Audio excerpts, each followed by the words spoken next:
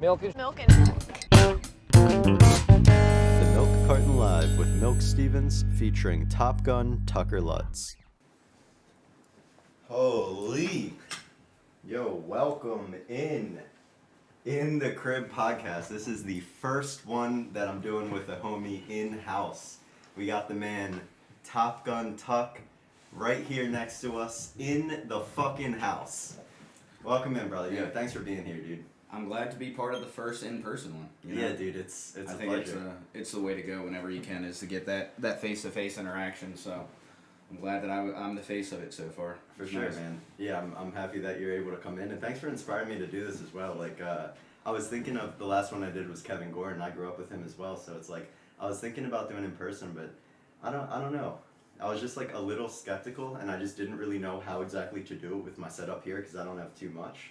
But yeah, I'm glad that you inspired me to do it. Yep. Like It'll be easy to put together. Might be one of those precedent changers. You don't know. You never know. More in person. More in person stuff. So. Yo, I would love that. I would love that. But yo, cheers. Cheers, brother. Nice to be here. Yep. Thanks for having me on.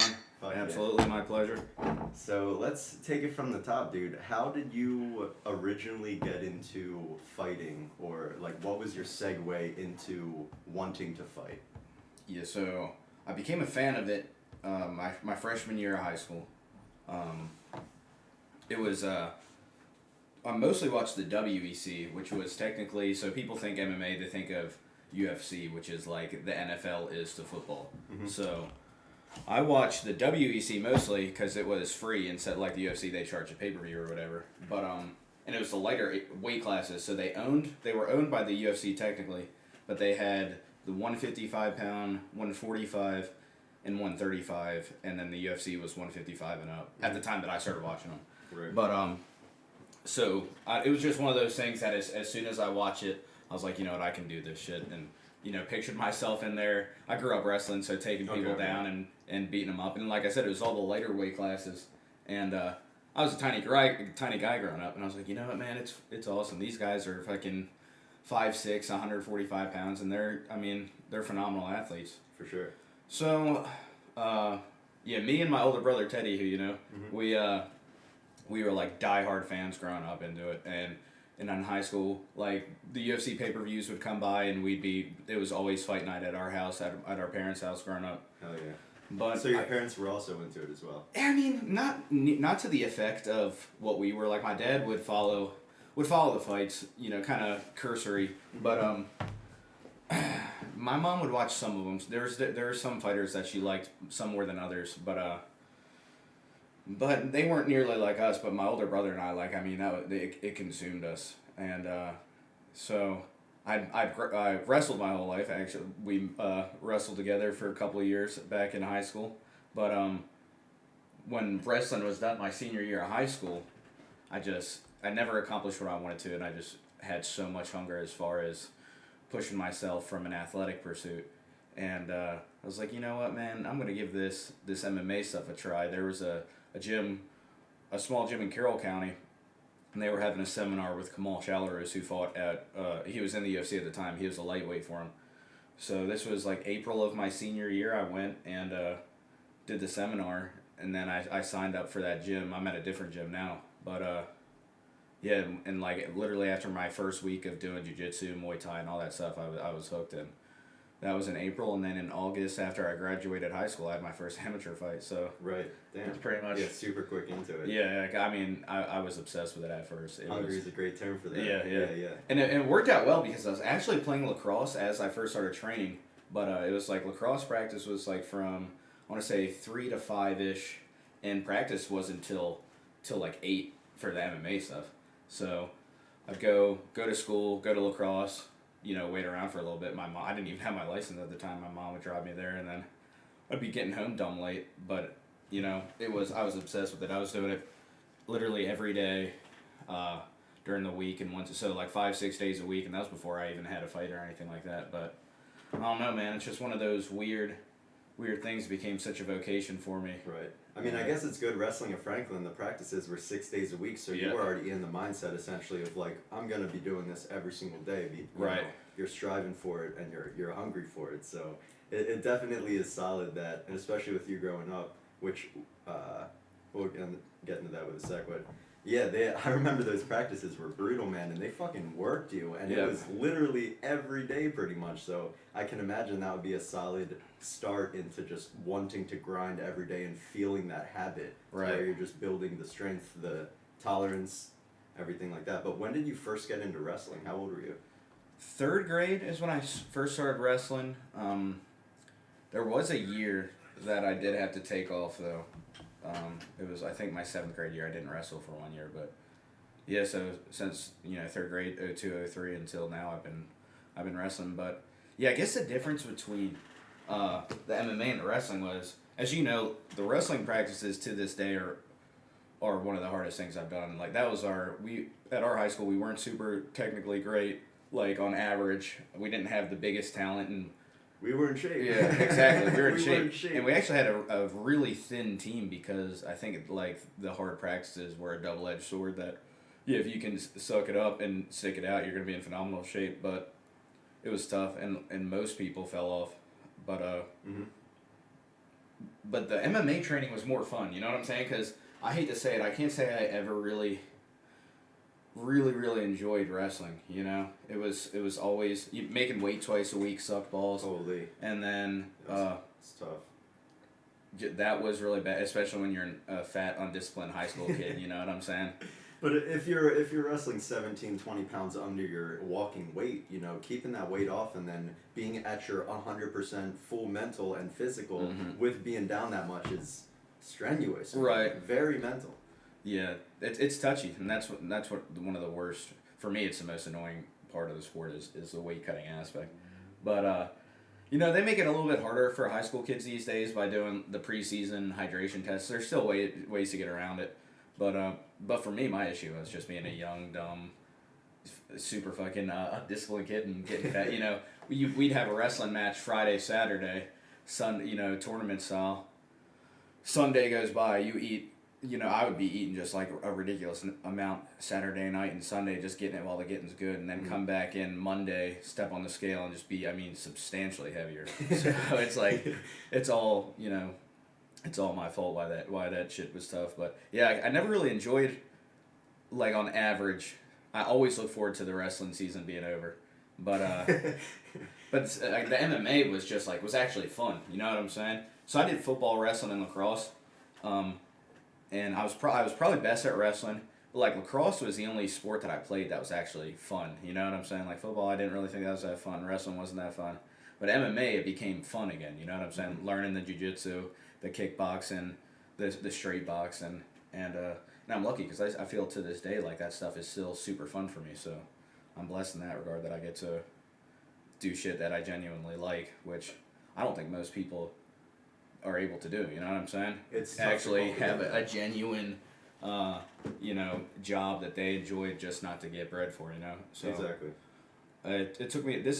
I'm not even 6 months into doing this 100% full time. Up until this point in my career, I've always had to work a full time job on top of that, and I've always actually enjoyed the line of work that I've done for the jobs that I've done. But no, it's nice being able to 100% really fuck with what I'm doing. So for sure, it's rad. And so you're saying right out of high school you started learning after wrestling it was Muay Thai and Jiu-Jitsu? Yeah. But was it also boxing, kickboxing, everything just at once? MMA as a system, yeah. So so... How did you get into just training MMA? That was after that seminar at the small gym. I would go, that next week. County. Yeah. Okay. I would, that next week is when I signed up. So it would be different days, different classes. Like roughly like Mondays, jiu-jitsu, Tuesday boxing, Wednesday wrestling, Thursday kickboxing, then some sparring days mixed in there. But yeah, I was training the micro disciplines for the first time, and it was awesome. Jiu-jitsu, I think, wrestling, you have an advantage if you have skilled wrestling going into jiu-jitsu. I think all facets of MMA, it's a huge leg up. But so the jiu-jitsu wasn't uber foreign. As you know, in wrestling, you're not supposed to be on your back, and in jiu-jitsu, you can do it without penalty. So that takes some getting used to for sure. But yeah, man, it was my April of my senior year when I started training MMA as a system and focusing in on all the micro disciplines. Oh yeah, I want to say to the first memorable fight or wrestle that I saw you do was I was a junior in high school. That was the year that I wrestled, and I remember. I don't remember what weight you were, but I do remember at one point this man pretty much, like, it was already in the third period. I forget what it's called. Period? Yeah, it's period. So, and you were pretty much, like, almost on your back. He almost had you pinned, and you were literally, it was like 30 seconds, like full seconds that you were struggling out of it, and you just, like, absolutely, like, completely manhandled him after that fatigue, and then turned around and pinned him. And that, it was just like... I don't remember that, but it's not good. I should have never been on my back in the first place. Well, it was a tough bout, man. Yeah. Like, you guys were going in, and it was like... It was a clear head-to-head battle. And I just remember thinking, like, once you got off your back, it was like, you know, I know there's practices, I know there's situations. It's fucking tough and very mental to be like, I'm not, you know, not only I'm not getting pinned here, I'm not losing here, but to, like, use your force after that fatigue to turn around and just, you know, do what you need to do is super impressive. And I remember from that point forward, I was like, damn, this motherfucker is just... That's awesome. I wish I could remember that. Determined. Like, this man is a beast. I felt like your back muscles look like the Hulk, dude. I just remember it. I was like, damn, this man is a fucking beast. But yeah, it's an absolutely incredible as a homie and a spectator of your career to see the progression from that and your determination through where you are now. It's weird for me. I was talking to a buddy recently that I'm at the point that I've been fighting professionally for going on 6 years and fighting in general for close to 9 years, I guess, this August.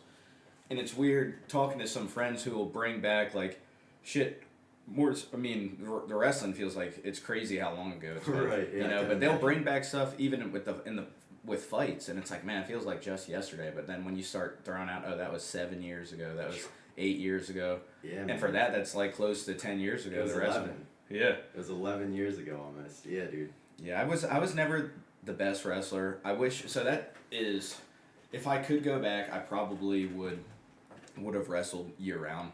So I did football, wrestling, lacrosse, and like never did any off season for any of the sports that I did. So it was always kind of, you know, upper middle of the road for pretty much all sports that I did. Probably middle of the road football. I wasn't great at that, but was above average in both lacrosse and wrestling. But if I could have gone back and it would have sucked because it's such a grindy sport. But just focus on the wrestling year round, really build the technique, and that's something because I train year round, and ever since I started fighting, it's been year round. And when you actually focus on mechanics and techniques, it's I never had that technical lens in wrestling. You know, it was all... It's tough to get, dude. Yeah, but it was all, you know, just brute force and strength, which really they only get you so far, and grit too. But I was definitely always lacking that technical prowess, you know. You definitely had that brute force. Yeah, You fucking beast. It was amazing. But So, it's a great sport, man. what were your goals as a high school wrestler? You said you never really were able to achieve it, and which drove your hunger toward MMA. Right, yeah, so I really wanted to just place in states, and I never did, you know what I'm saying? The goal, you'd be going in, and, you know, upon reflection, it's weird, like, I would go and be like, you know what, this year's goal is to win states, you know, but I said it just because that was kind of what you're supposed to be doing, you know, it was like, your goal is to win states, so I'll just say it. So never really ever visualized myself doing it or anything like that. But it was after states my senior year, I lost. It's a tournament style, so if you lose twice the first day, you're out, and that was me. Right. And it was like, damn, bro, like there's no going back. Like you just blew it. And just for that year, though. No, that like senior year, that's it for high school. Sorry. No, you're good. And so yeah, that was a profound moment for me, and it's like of all the time that you've wasted when you could have been even in season, let alone shit that I could have been doing in the summer, but like shit in the season where it's like, you know, instead of going out on a Friday or Saturday night and getting fucked up with your homies, it's like you could have been sleeping and then going and doing road work, and so I just for weeks didn't sit well with me. So I feel that, and I mean, I think it's good that you got that experience of negligence toward your like career focus, I guess, out of the way as a youngster, because you know when you're older, it's tough to break certain habits, and if you can't break that habit from the get, it's really tough to do it when you're older. Yeah, so the I fact couldn't agree more. You know, the fact that you experienced that down essentially and were able to triumph over it says a lot about your determination, and it definitely shows in your career so far. So that's awesome that you were able to pull through from there. Yeah, So, I appreciate that, man. Yeah, of course, bro. So the first time you went into States was your senior year? No, so I went in... No, sorry, I went in junior year 2. Okay. And didn't place then. But it was just that profound, the moment of realizing what had lapsed. Right. And, like, the lack of being able to do shit about it happened pretty much instantly after the senior year, so... It was rough, but I couldn't agree more, because just the older I get, the more I realize people are so stuck in their ways, so it obviously sucked, but I'm glad that this kind of epiphany happened when I was younger, you know? For sure, So, 100%. But yeah, man, I mean, there's nothing like some good old-fashioned failure to really Boost kick you in the the ass, morale. you know Yeah, what I'm saying? 100%, dude. Absolutely. Especially when you have the confidence in yourself and you know what you're capable of, you know, like disregarding what anybody says or tells you, or no matter who they are, you know, it could be fucking Mike Tyson coming up to you, but you're still like, I'll still knock any motherfucker out. I don't care what you say, Mike Tyson. You know, and that tenacity and determination, you need it in order to be the champion that you're clearly becoming. Right. So right. like that, it's a super important learned ability and super important failure, because how do you succeed without failing? You know, Exactly. it man. definitely goes full circle. Yeah, 100%. And it's one of those, I've kind of come to notice that I think what holds back a lot of people is that fear of failure, but it's cliche, but it's so true that it's only true failure if you don't learn from it, you know what I'm saying? Yeah, and if you don't get back on your feet. Yeah. Exactly. I've had some of the best lessons in my life from just colossally fucking up, so. But yeah, exactly. I feel the same way, man. I definitely feel the same way. So how was the switch between, you know, being on your back, let's say in wrestling and that kind of situation, to like getting hit in the face in boxing? Like, how did that make you feel as a hungry fighter? Like, did it like piss you off? Did it help you calm down? You know, like, because obviously when you're fighting, you need to be calm and level. Right. You can't go out there and just swing and hope for the best. Yeah, so I started training, and I think it was my second week that I did stand-up rounds. But that first week, I actually, so the first week I went there was a guy, my buddy Pat, who had a fight. I want to say probably, I don't know. He was in a camp, like early in a camp, so maybe 6 weeks out from a fight. But we were doing jiu-jitsu with the strikes on, with small gloves, because he was preparing for ground and pound and all that. Mm-hmm. And so yeah, I jumped in. They gave me small gloves, mouth guard, and just like having a dude in your guard and fucking cracking them, it was a crazy feeling. But I instantly fell in love with it, man, instantly. And then really the getting hit wasn't much of a learning curve. Like my brother, me, my friends, foolishly, we would box in the backyard quite a bit growing up. No one really, it's funny, my brother Teddy and I, we talk about it all the time. It's amazing that there wasn't serious injuries. Right. Especially because we did it fairly often. But it was super ill-advised. Like, like I wouldn't let my kids do that, I don't think. No, I think I know exactly what you're referring to. But yeah, we would, so I was kind of used to getting hit in the face from that, you know, because we'd beat the shit out of each other in the backyard. So, so I was young when I was doing it, so definitely there was times of frustration, like when you're getting pieced up and... Yeah. But... Especially when you don't really know how to counter. Exactly, no defense or anything like that, and you're tired as shit too, because that's what I've noticed for both of them. When you're striking and you're coming from that grappling, which I was just straight grappling at the time, it's like there's muscles and you get gassed out so easy, and the same when a stand-up guy will come in and start learning wrestling or jiu-jitsu for the first time. Yeah. It's just a muscle, you know, system, if you will, that you're just not normally using, you know. So there's definitely times of frustration, and like no one really likes getting punched in the face. It's not so frustrating. Yeah, it's I think I like it more than the average person, but but it wasn't as much as I've had people ask me this often, and it's like, was it crazy? Was it hard? There was no real like learning curve for getting punched, but definitely defense was something that I focused on at an early age just to avoid that. But I don't know. It was just, as soon as I started training, it was smooth. Like, it just felt like so right. You know what I'm saying? And I had pretty good hips from the wrestling. So what was important for me was learning jiu-jitsu defense, because you can take someone down in wrestling. You put them on their back and you win. Right. But in jiu-jitsu, they can tap you out from their back. Exactly. You know what I'm saying? Triangle chokes.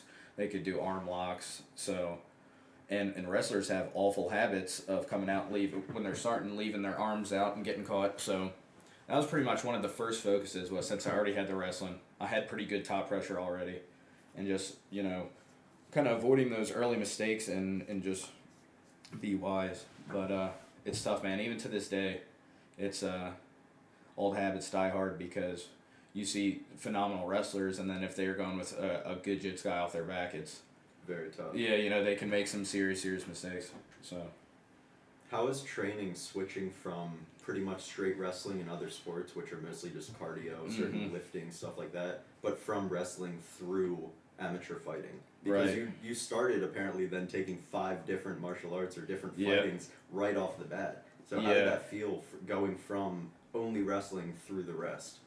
It was definitely different.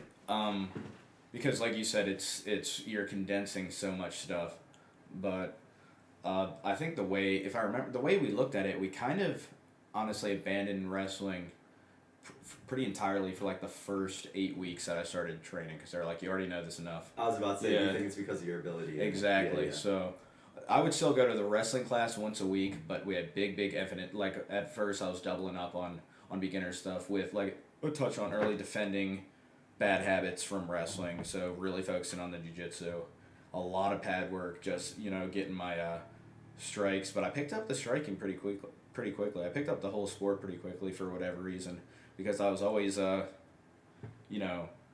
up I was always middle of the road to like even subpar as far as talent on my team, but for some reason when I started fighting, I picked it up real quick. Yeah, just clicked. Yeah, exactly.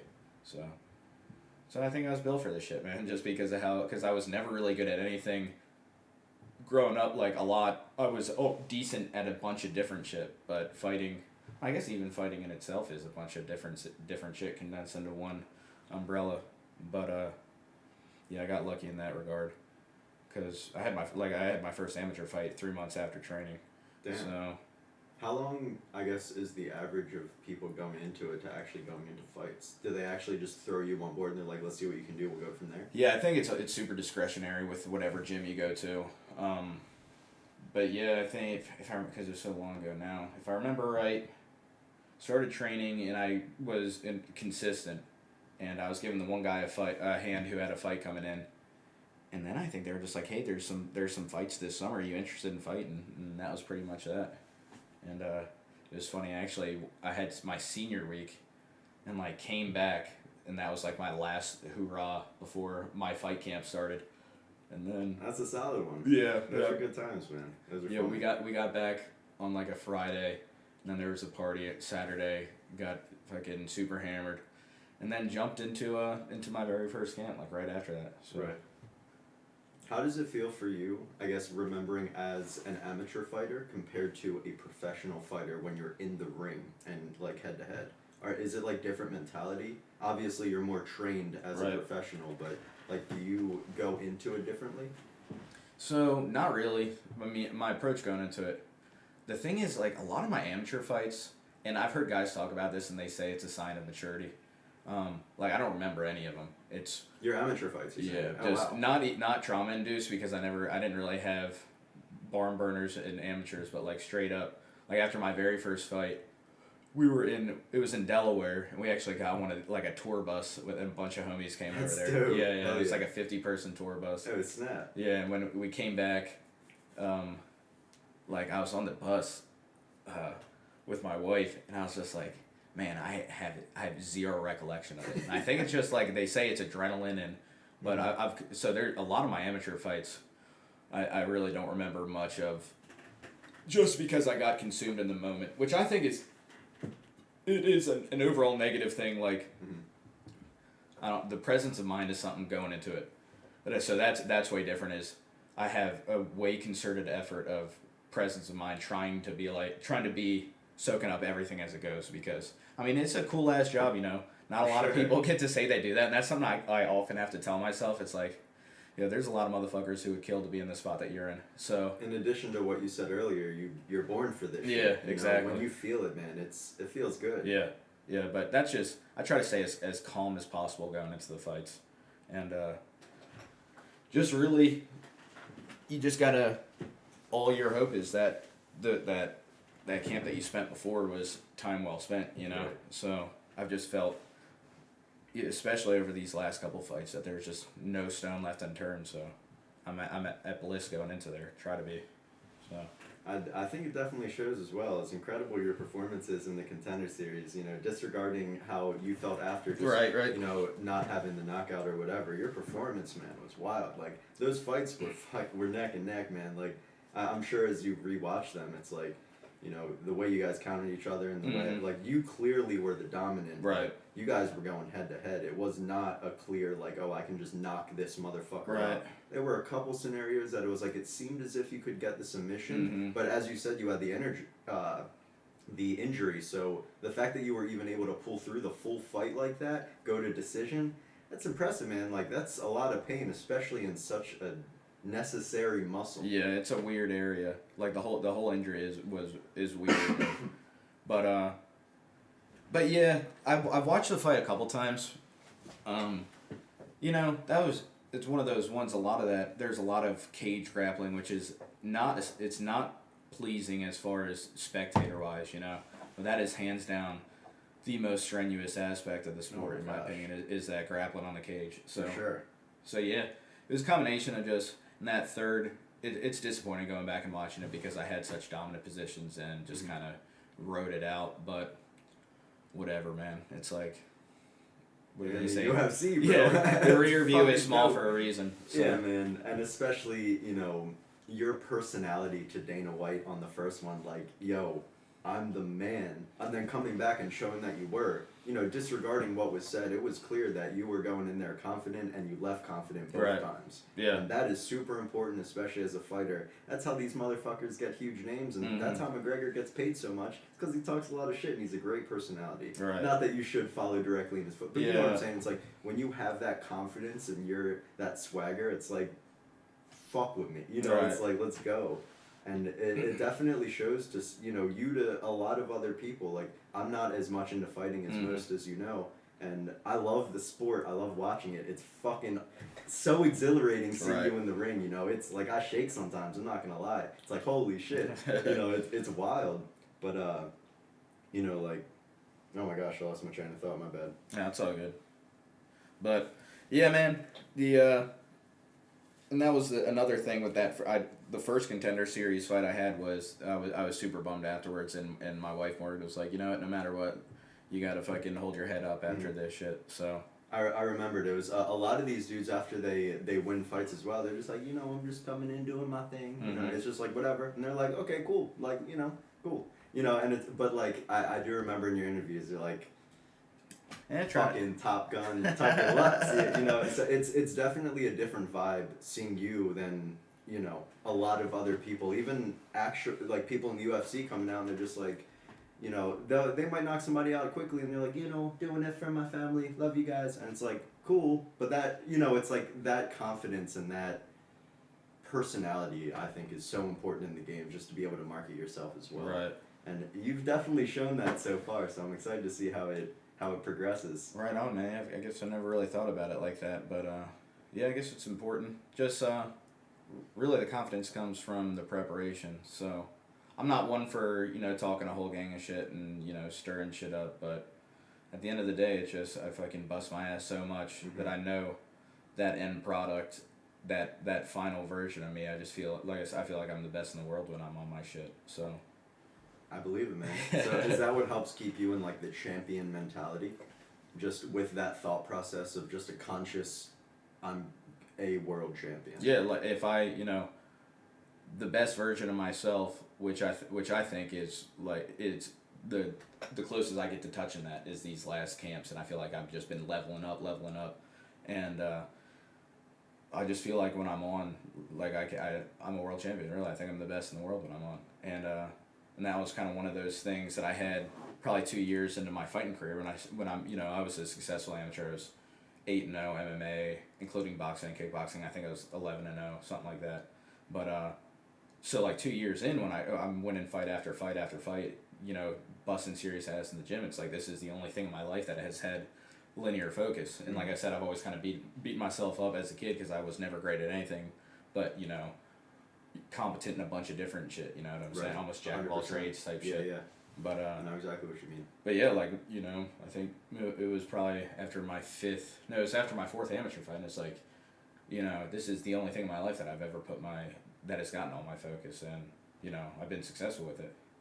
It's kind of sad to me just to think about, like, I don't know, school or other sports. Like, I would have been a savage, I think, if they would have gotten my full attention, but we're making up for it on the back end. Yeah, I was about to say, clearly you're into something that you want to do and you're confident with and you feel it, you know, and having that vision and you can taste your vision, that is, you know, what drives the most successful people. And I think it's the most important thing to have that confidence in yourself, to push yourself and do and be diligent like that. Right. So the fact that you clearly have that is so fucking important, which is dope. Yeah, right on, man. You mentioned your wife a couple times, and I know you. I know, you know you're super close to your family. But how does your family play a role in your fighting and in your career, in your mentality? It's so huge, man. So my wife Morgan and I, we've been together. 2009, my sophomore year of high school. So, high school sweethearts. Got married. We got married a little over 2 years ago now. But not from the jump, man. My parents, my mom, she's been to pretty much every fight. The last two in Vegas, she hasn't been able to make it with the COVID and all that jazz. But both my parents, all my siblings, nothing but supportive. They get nervous, obviously, because it's a fucking unfortunately dangerous pursuit. For sure. But not from the jump. Like, I didn't have my license, and when I first started training, my mom was giving me a ride every day to MMA practice and shit. So I'm lucky in that regard. But it's tough on them for sure. It's tough. And when I was living with them, I was a shithead cutting weight all the time. So, you know, whenever I had a fight and was hungry, I was, you know, in a shitty mood. So I'm sure that was annoying as hell. And but they've showed me nothing but love and support, and belief, you know. And it's just, I'm super lucky in that regard. But yeah, it's pretty rad, because I was talking to my buddy Jason about it. Like, we were growing up just talking shit about, you know, wishing and hoping, and it's like, yeah, we're actually in the positions that we were fucking drooling over as kids, you know, and it's like, the fact that my family has been pushing me this whole time and has been a part of it, it's fucking nuts, man. Yeah, it's a cool feeling, for sure. Absolutely. And I know how it feels as well with, you know, just them, you know, your parents want what's best for you, and a lot of times they're like, you know, but does this pay the bills? Or is this, you know, truly what you think you can do? So, and it's like, that kind of stuff is unmotivating to a lot of people. You know, and I'm sure we all get it in different ways, you know, however relative it is. But it also is super driving, you know? So, like, it's awesome that you had them behind you, disregarding, you know, whatever was said. It's the love, and they know that you could be a champion, and you clearly did as well. And it's showing, man. It's fucking awesome. Yeah, it's I feel like I have a leg up in that regard, for sure. It's neat how, like, I've noticed a lot, like, all fighters and family, man, like, I feel like it's hand in hand on, like, I don't know, like, so many people, you know, they're just driven by their kids or their wife or, you know, whatever it is, and I love that, like, that passion. It's like, how can you be more passionate than to your, you know, close loved ones? Right. You know? Yeah, man. I never really thought about it like that, how it just goes hand in hand, and it's like, what will drive you the hardest, you know? It's like the people you love. Yeah. Shit, 100%. That just clicked to me. Damn, that's dope. There we go. Deep thoughts live on air. Yo, real Carton live, holy. There you go. So, when you said that, like, for a lot of your amateur fights, you essentially, like, blacked out, and into more of your pro fights, you're trying to take it more in and realize where you are. Where does your head go with all that adrenaline?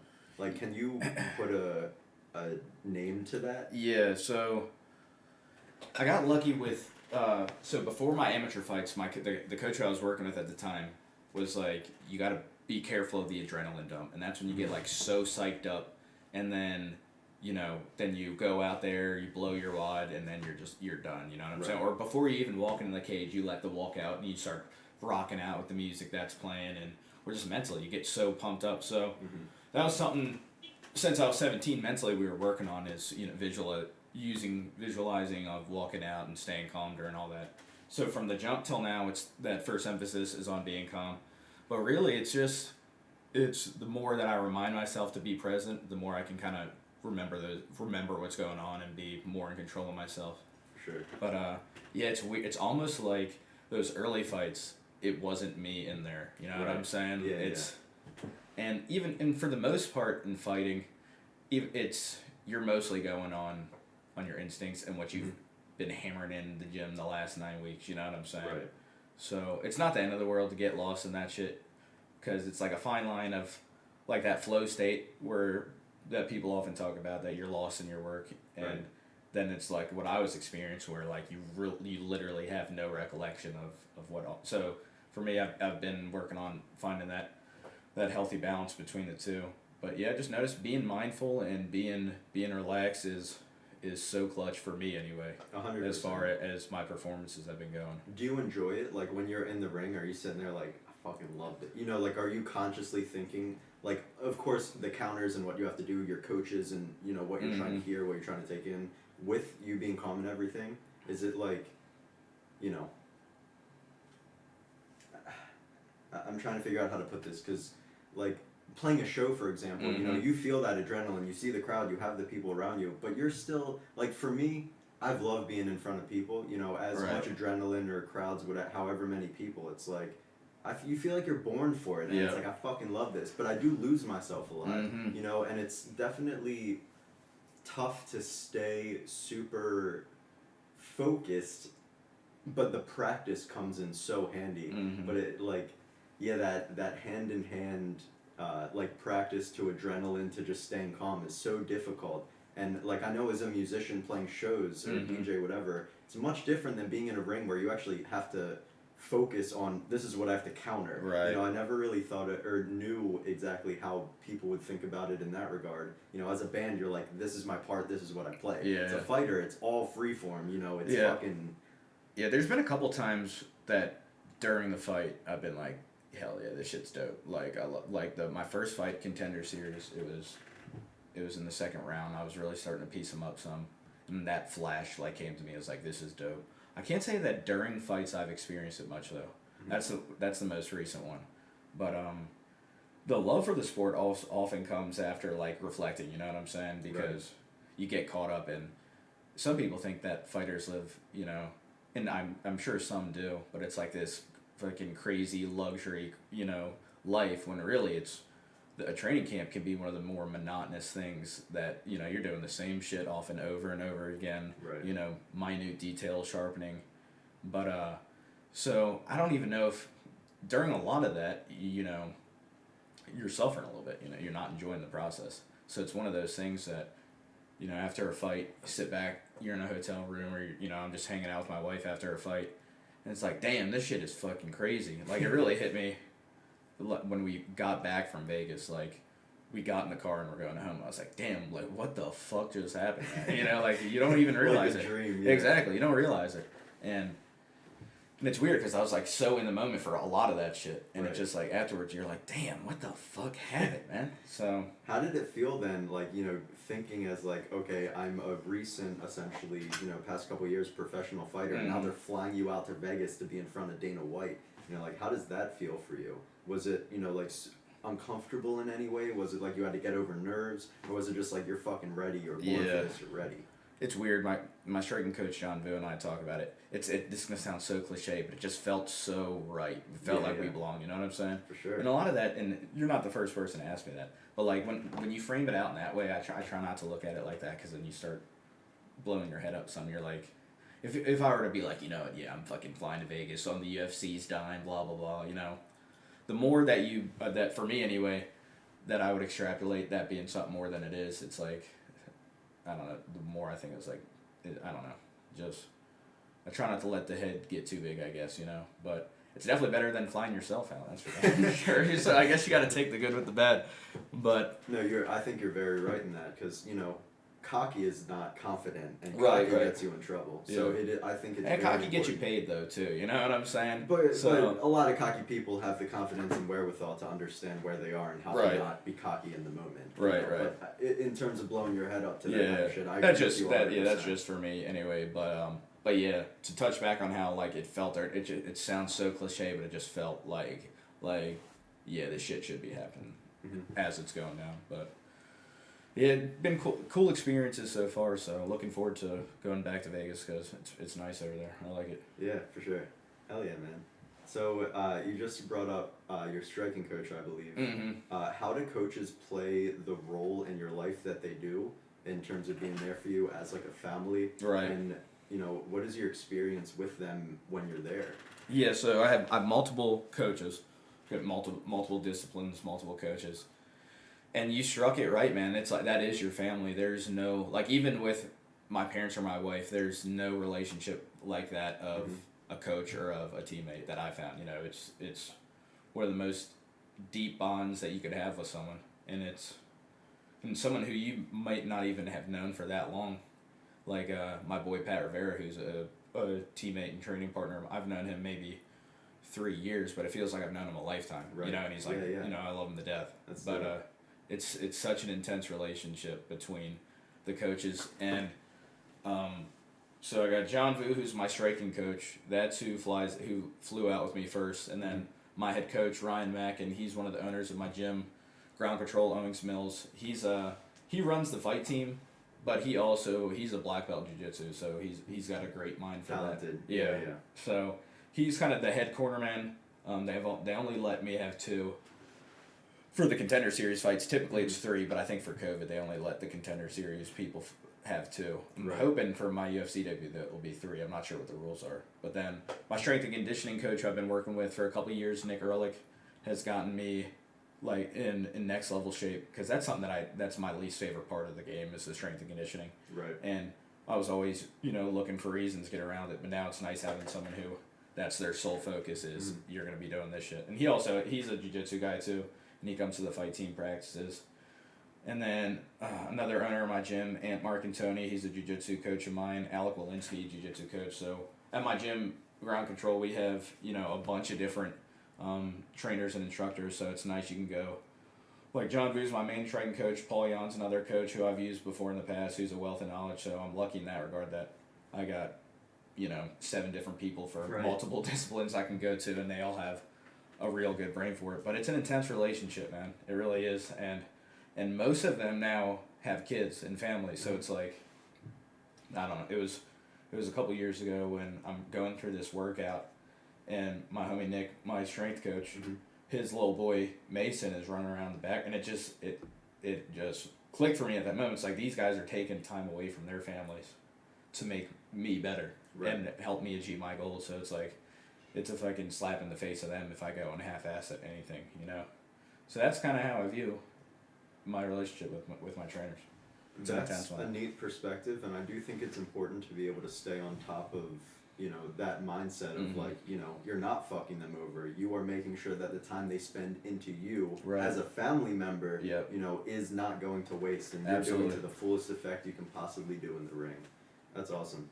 Yeah. What is your experience with them in the ring? Do you hear them as like, this is my man John, or this is Nick, or do you hear them, or is it more like you're in it and you just hear things that are for you and you're doing it? Right. I do hear instructions. There's some fighters, like I have some teammates who like rely kind of heavily on it. I've never been one. Like I could go in there and fight with no corner. You know what I'm saying? And I'd have close to the same performance. I'd love to have my boys with me, and it's nice having them. But I've never been one of those fighters who it's like, but you don't get me wrong. I'll hear shit, digest it, and see it. But so I guess to get back to the question is, I definitely hear their voices. I can distinct, and most of the time it's useful. But I'm not one of those dudes who like needs a corner man in there. So. You can definitely hear it, especially the last 2 fights I've been. I mean, no one's been in the crowd, so you can hear their corner, your corner.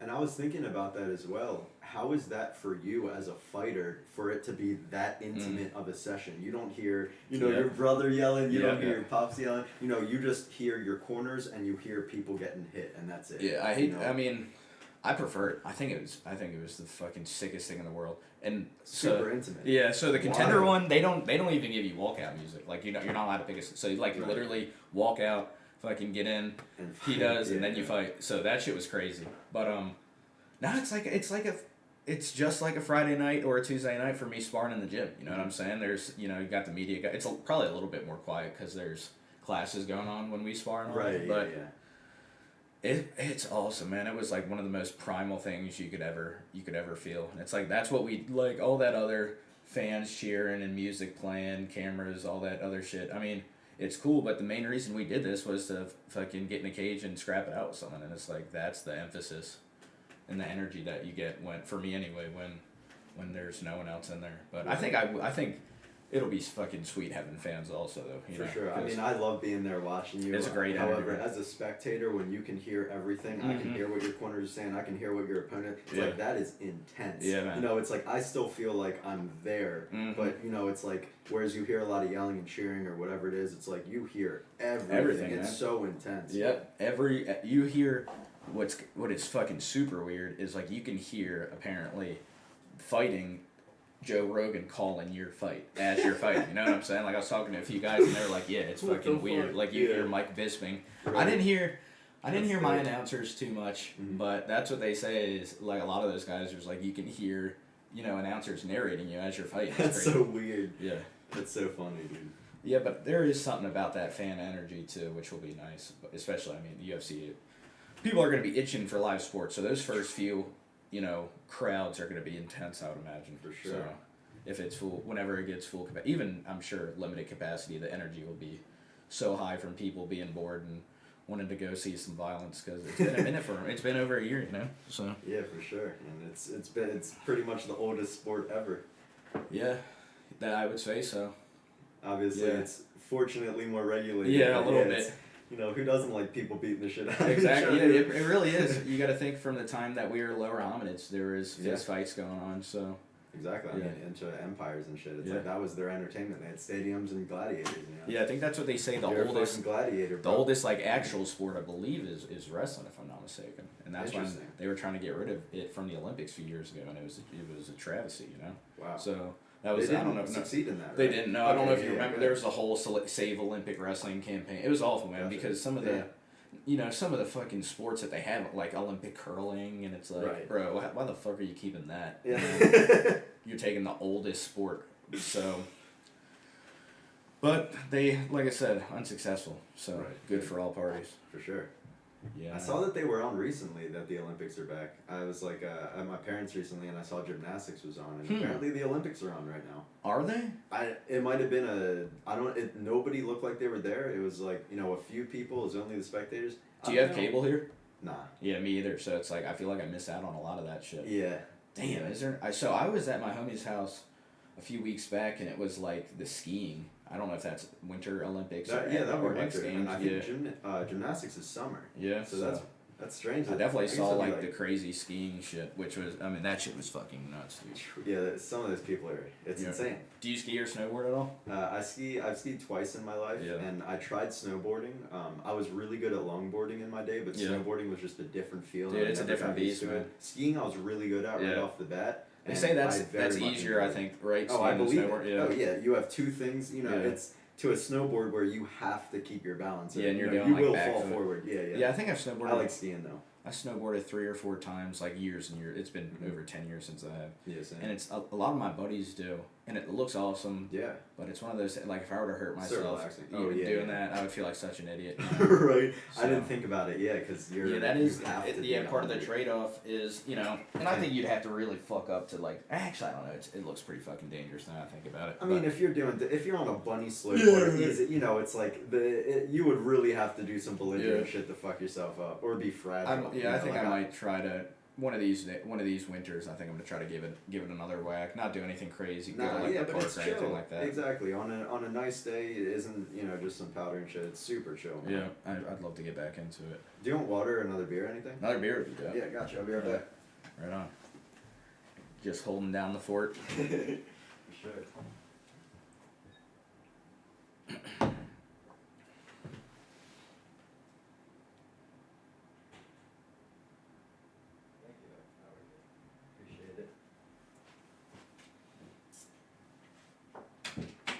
Damn, is this your boy right here?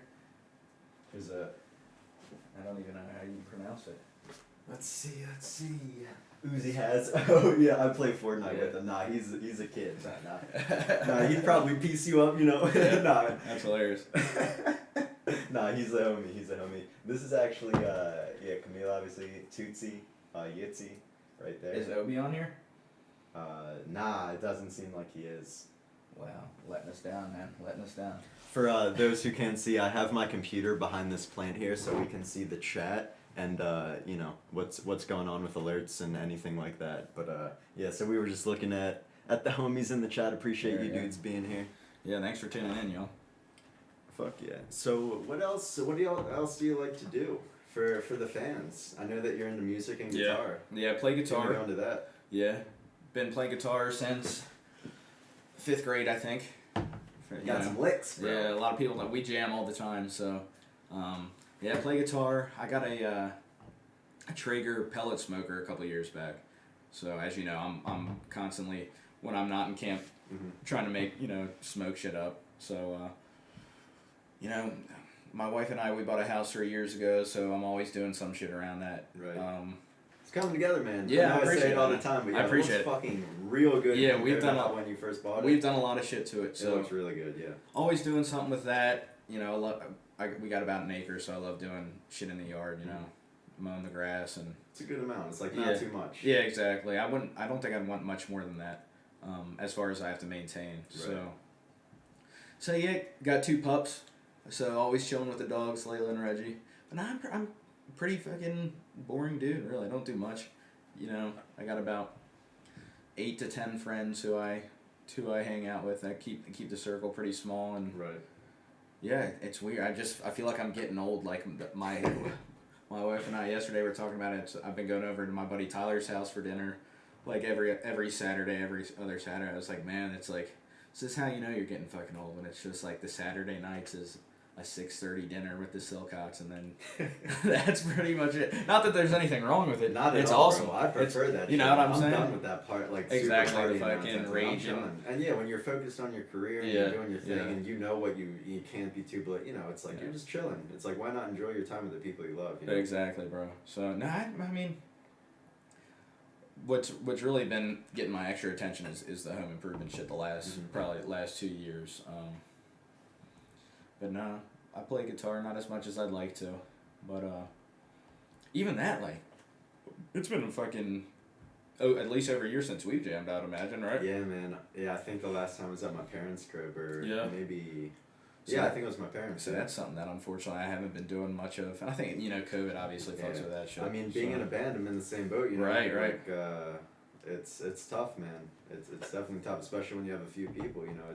You just want what's best for everybody. You want everybody to be safe, and nobody knows what's going on. So I know, man. Thank goodness the vaccines and shit are rolling out. Right. Hopefully by the end of the year we're Gucci, but. That's what my early 20. It was I think like the first week of January. I think it was talking to you and Oaks when I said. I think February 2022 you'd be able to go to a full-size concert without having to wear a mask. Mm-hmm. I'm not sure if I still think that's the case, but that'd be awesome if that was the case. You know what I'm saying? They're rolling out millions of vaccines a day, and it's like now finally people our age are able to sign up and be on these lists. So yeah, I'm really hoping that we can just get this herd immunity down and get this vaccine going. And yeah, it's brutal. I got the fatigue bad from it, and it's like we're talking about it now, but it's funny. I was talking to my buddy Tyler the other day, and it's all that people talk about, you know what I'm saying? And it's obviously important, you know what I'm saying? It's of utmost importance, but it's like, damn, sometimes I just like a little break from it. That's what Teddy called it, COVID fatigue. Oh, it's like, absolutely, yeah. And then we're having COVIDs come out this year after 17 years. Dude, that's crazy. I remember that shit. My parents' backyard were just fucking I know, man. littered with them. Everywhere. I was actually telling Camille about chocolate-covered cicadas that you can bake and cover and eat. And I remember trying it back in the day, and she didn't believe. Yeah. It just tastes like chocolate with a crunch. Like I didn't taste anything. Yeah, there's now cicadas are she obviously. She didn't believe me. Yeah. She was like, she thought it was a joke. I don't think I ever tried that. She's like, ugh. So crickets are pretty fucking popular worldwide. They're significantly smaller but they say insect protein. Yep. Is for mass production is super efficient. But there's this company called Exos, I think. I would imagine they're still around, but they had a cricket protein bar. So I would imagine you could probably make some nice little cicada trail mix or something like that, you know. And then anybody you need a good idea for a new candy bar, cicadas are coming up. Yeah. So that's what is that, an East Coast thing? Or is it yeah? I don't know. Like, will the whole country be getting it? I thought Is it it was a country. I guess I'm it not might sure. just be warmer weather. So maybe like north I don't know. Midwest like through. Has it really been 17 years? Yeah, That's bro. Crazy. I know, man. It's years been flying, man. Like I don't know what. Once you're focused in on what you do, it's like it's not after high school because high school gives you that everyday shit. But it's like high school went by pretty quick. You know, it's like shit flies. But yeah, that's what you're saying before with like enjoying what you do and being focused in it and like knowing this is what I want to do. It's right. It makes all this time worth it, and it's it's super important to keep your head straight as well. Absolutely, man. I agree. Who was like one of the first coaches that helped inspire you? Like truly inspire into being like I'm a fucking champion, not just I'm a good wrestler, but like yeah. So I would say really most of the coaches that I've had, like 4 years of football, wrestling, lacrosse, most of them haven't had much of an impact on me. Mm-hmm. One football coach in particular, Coach Reed, Duron Reed. Yeah. Shout out to him. He's actually battling pancreatic cancer right now, so much love to him. I owe a lot of my success just from mindset from him. But I don't know. He was just a special dude in my opinion, and I'm pretty sure we had an abysmal season, like maybe 2-8, something like that. And dude, but I'm telling, just like the life lessons from that dude, he was intense. So how old were you at the time? Excuse me. Probably 15, 16. I get 15, cool. Something like that. But that wasn't like that you're a fucking champion type shit. It was different. It was different. But as far as in the MMA game, it's hard to say. Like my coaches, all they're proud of me and shit, and they let me know. But they've never been like super blowing my head up and shit. But they all have serious confidence that I can be extremely successful in the space. But, so it seems like you're insinuating all of them. It's like everybody you're working with. Oh, as far as pretty much every... When I said that comment about the coaches not having an impact, that was specifically for high school sports. Yeah. But got you. Every coach that I've met through fighting and who I work with now, yeah, they've hit different as far as just... And all different personalities too. Mm-hmm. But just having someone who's taking time out of their day, taking time to their family, they're not getting in there. It's all essentially vicarious success. Mm-hmm. And I don't know. And it's like, for me, because all I know is being the athlete, which is kind of a selfish pursuit, like being that project. And then, I don't know, it's a weird, intense, like, appreciation I have for them, because it's not, all they're doing is fucking taking time away and trying to make someone else better, which is like the most selfless thing you can do. And very true. And fighting is an extremely selfish pursuit. It's I fight 1,000,000% just because I think I'm good at it, and it's something that I'm drawn to. You know what I'm saying? Like, so it's like I don't think it's as selfish as you think it is, though. No, but selfish is a. It's got I think it has too much negative connotation, because there's times in your life that you should absolutely be selfish and look for your best self-interest. You know what I'm saying? But fighting is, I don't think it's just objectively a selfish thing. Because a whole team is around it just for you to be one person to be successful. So, or multiple team members and mates. So, but like I said, I think there's often too much negative connotation with the word insecurity and the word selfish, because sometimes it's good to be both of those things. Yeah. So how else can you learn? Exactly. Other than to be vulnerable. Mm-hmm. Yeah, 100%. I'm just thinking in the way as like, yes, they might be helping you, but also I'm sure they feel it in themselves, because they probably don't want to be in your position. They probably want to be exactly where they are, helping somebody like you who they know they can help get to where they think, or how they know they can get you to, how where you can get. Yeah. It's like, so some people just want to chill, do their thing, chill with their family, and they don't want to get in the ring. They just want to help people succeed in the ring. So, as much as you may think that it is purely as selfish as an athlete's perspective, I do think that, the coach wants selfish isn't the right word here, but it's more selfless in all behalves of like we want to help each other be as successful physically and mentally as we can be. Yeah. And I think as fighters, that's one of the most crazy sort of, you know, bond and selflessness, because, you know, as much as, you know, you are doing it for you, you know, it's also, as you mentioned before, it's for your team, it's for your coaches, it's for, you know, the family, it's more than just you, it's bigger than you, and these people invested in you. It's, you know, it's more than just we're focused on the athlete, it's like you're helping the team, Right, you know? right. And clearly they're great considering where you are, you know. Yeah, I'm very lucky. Yeah, I see what you're saying, but it's intense for sure. Once I kind of had that realization of just what the dedication required and what's required to help someone out, and that's one of those things is like you hear a lot of guys. There's like I fight for, you know, my parents. I fight, blah. That's never been. I fight 1,000,000% for the selfish reason of I want to be a world champion. I think I can be. So it's like that's where I kind of have a different perspective on that. Oops, kicking mics over there. But yeah, so that's where I kind of get that lens of I'm doing this 100%. You know, don't get me wrong. Like I'll go in. I think I'm a good teammate. So I'll go in, help my boys out whenever they have rounds, and try to do best by the gym. But like the number one is for me to be successful. So that's kind of where I come up with that word selfish for that. But like I said, I don't think it should be viewed in this context as negative though. No, I don't see it as that at all, and I do know exactly what you mean in that you need to have sort of a selfish pursuit in that the champion mindset of like it's one person, you know, whatever, but it's the team. I think that's double-sided in terms of what you're saying. Yeah, for sure. But yeah, man, no, it's fucking awesome, and yeah, having.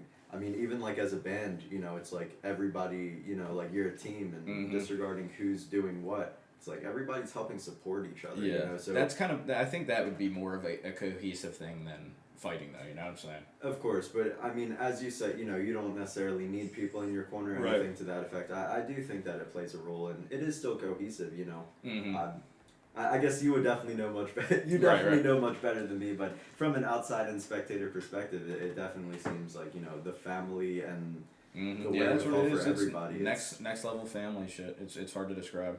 For sure. Yeah, man. So back to music. What kind of genres are you in? Like when you play guitar, what are you normally jamming with? I grew up rocking out to a lot of classic rock. Like that's just what my pops. Like Zeppelin, Pink Floyd. Yeah, Zeppelin, Pink Floyd. I was huge into AC/DC when I was younger. So I liked the Beatles. I wasn't crazy about them, but I definitely liked them. But yeah, a lot of classic rock, and what my playing style is real bluesy based, kind of jazz based too. One of my my guitar teachers way back in the day, in middle school.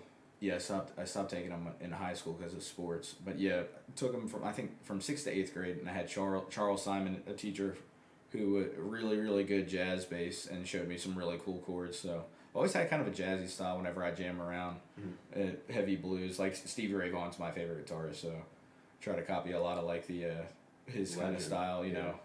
But yeah, I got a blues bass, but I like I have a pretty eclectic taste as far as what I listen to now. Love all sorts of music, except like commercial country. Country you hear on the radio. Pop country, I don't fuck with it all. I feel you. Old school country, like some old school Alan Jackson, I'll listen to. You know what I'm saying? For sure. Yeah, Highwayman. Elvis, Yeah, I never got into Elvis much though, but I heard that I should. But he's dope, man. Yeah. I mean, obviously very blues. Right. Very, you know. Like, I'll have to check his shit out. Yeah, but like it's what they consider like black country, or you know, like what country music was, whereas they call country music now, and it's not what it was. You know, it's like saying classic rock, and it's like some people might think of fucking Creed. Right. You know, yeah. Exactly. I mean, it's over 20 years now, so it's crazy.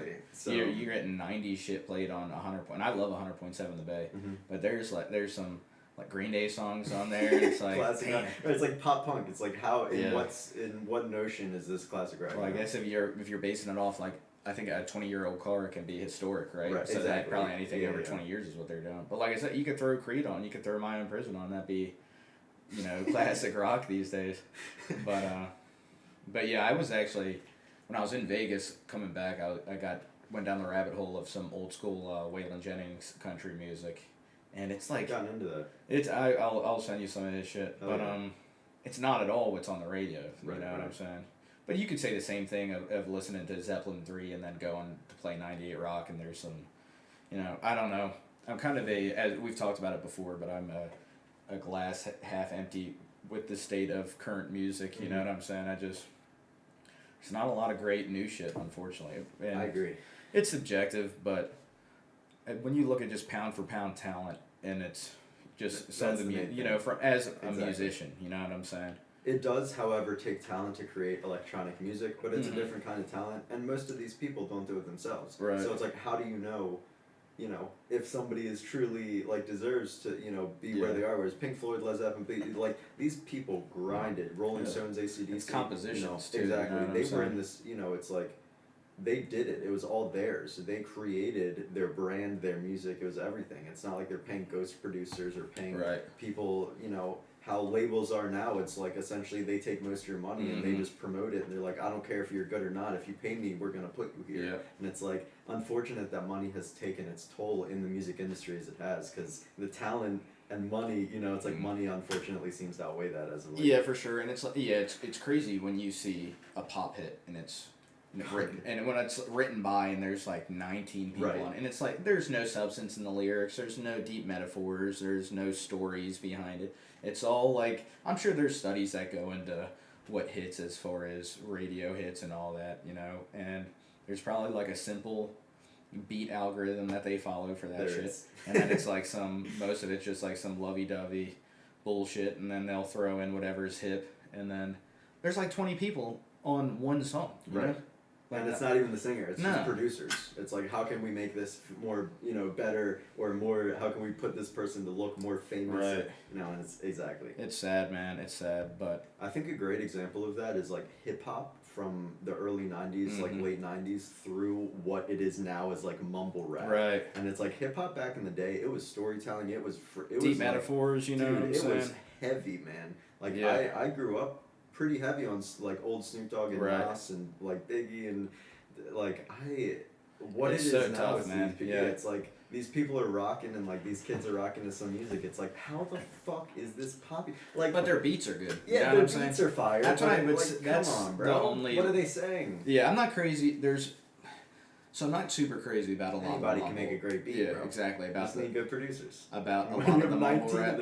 yeah. But I would rather listen to like a mumble rap song that I can't understand a word they're saying, no substance, a fucking dope beat, than some of that fucking garbage pop country that's on the Oh, radio. You know what I'm saying? any day of the week, It's 1,000%. sickening, bro. Agreed. It's sickening. I will say some of the guitar playing in that and like the music production of pop country, is pretty great. Yeah, well, I would imagine they're it's not. talented. Well, but yeah, it's just, not hard to find a good studio musician I feel like it's in not Nashville. You know what I'm emotional. saying?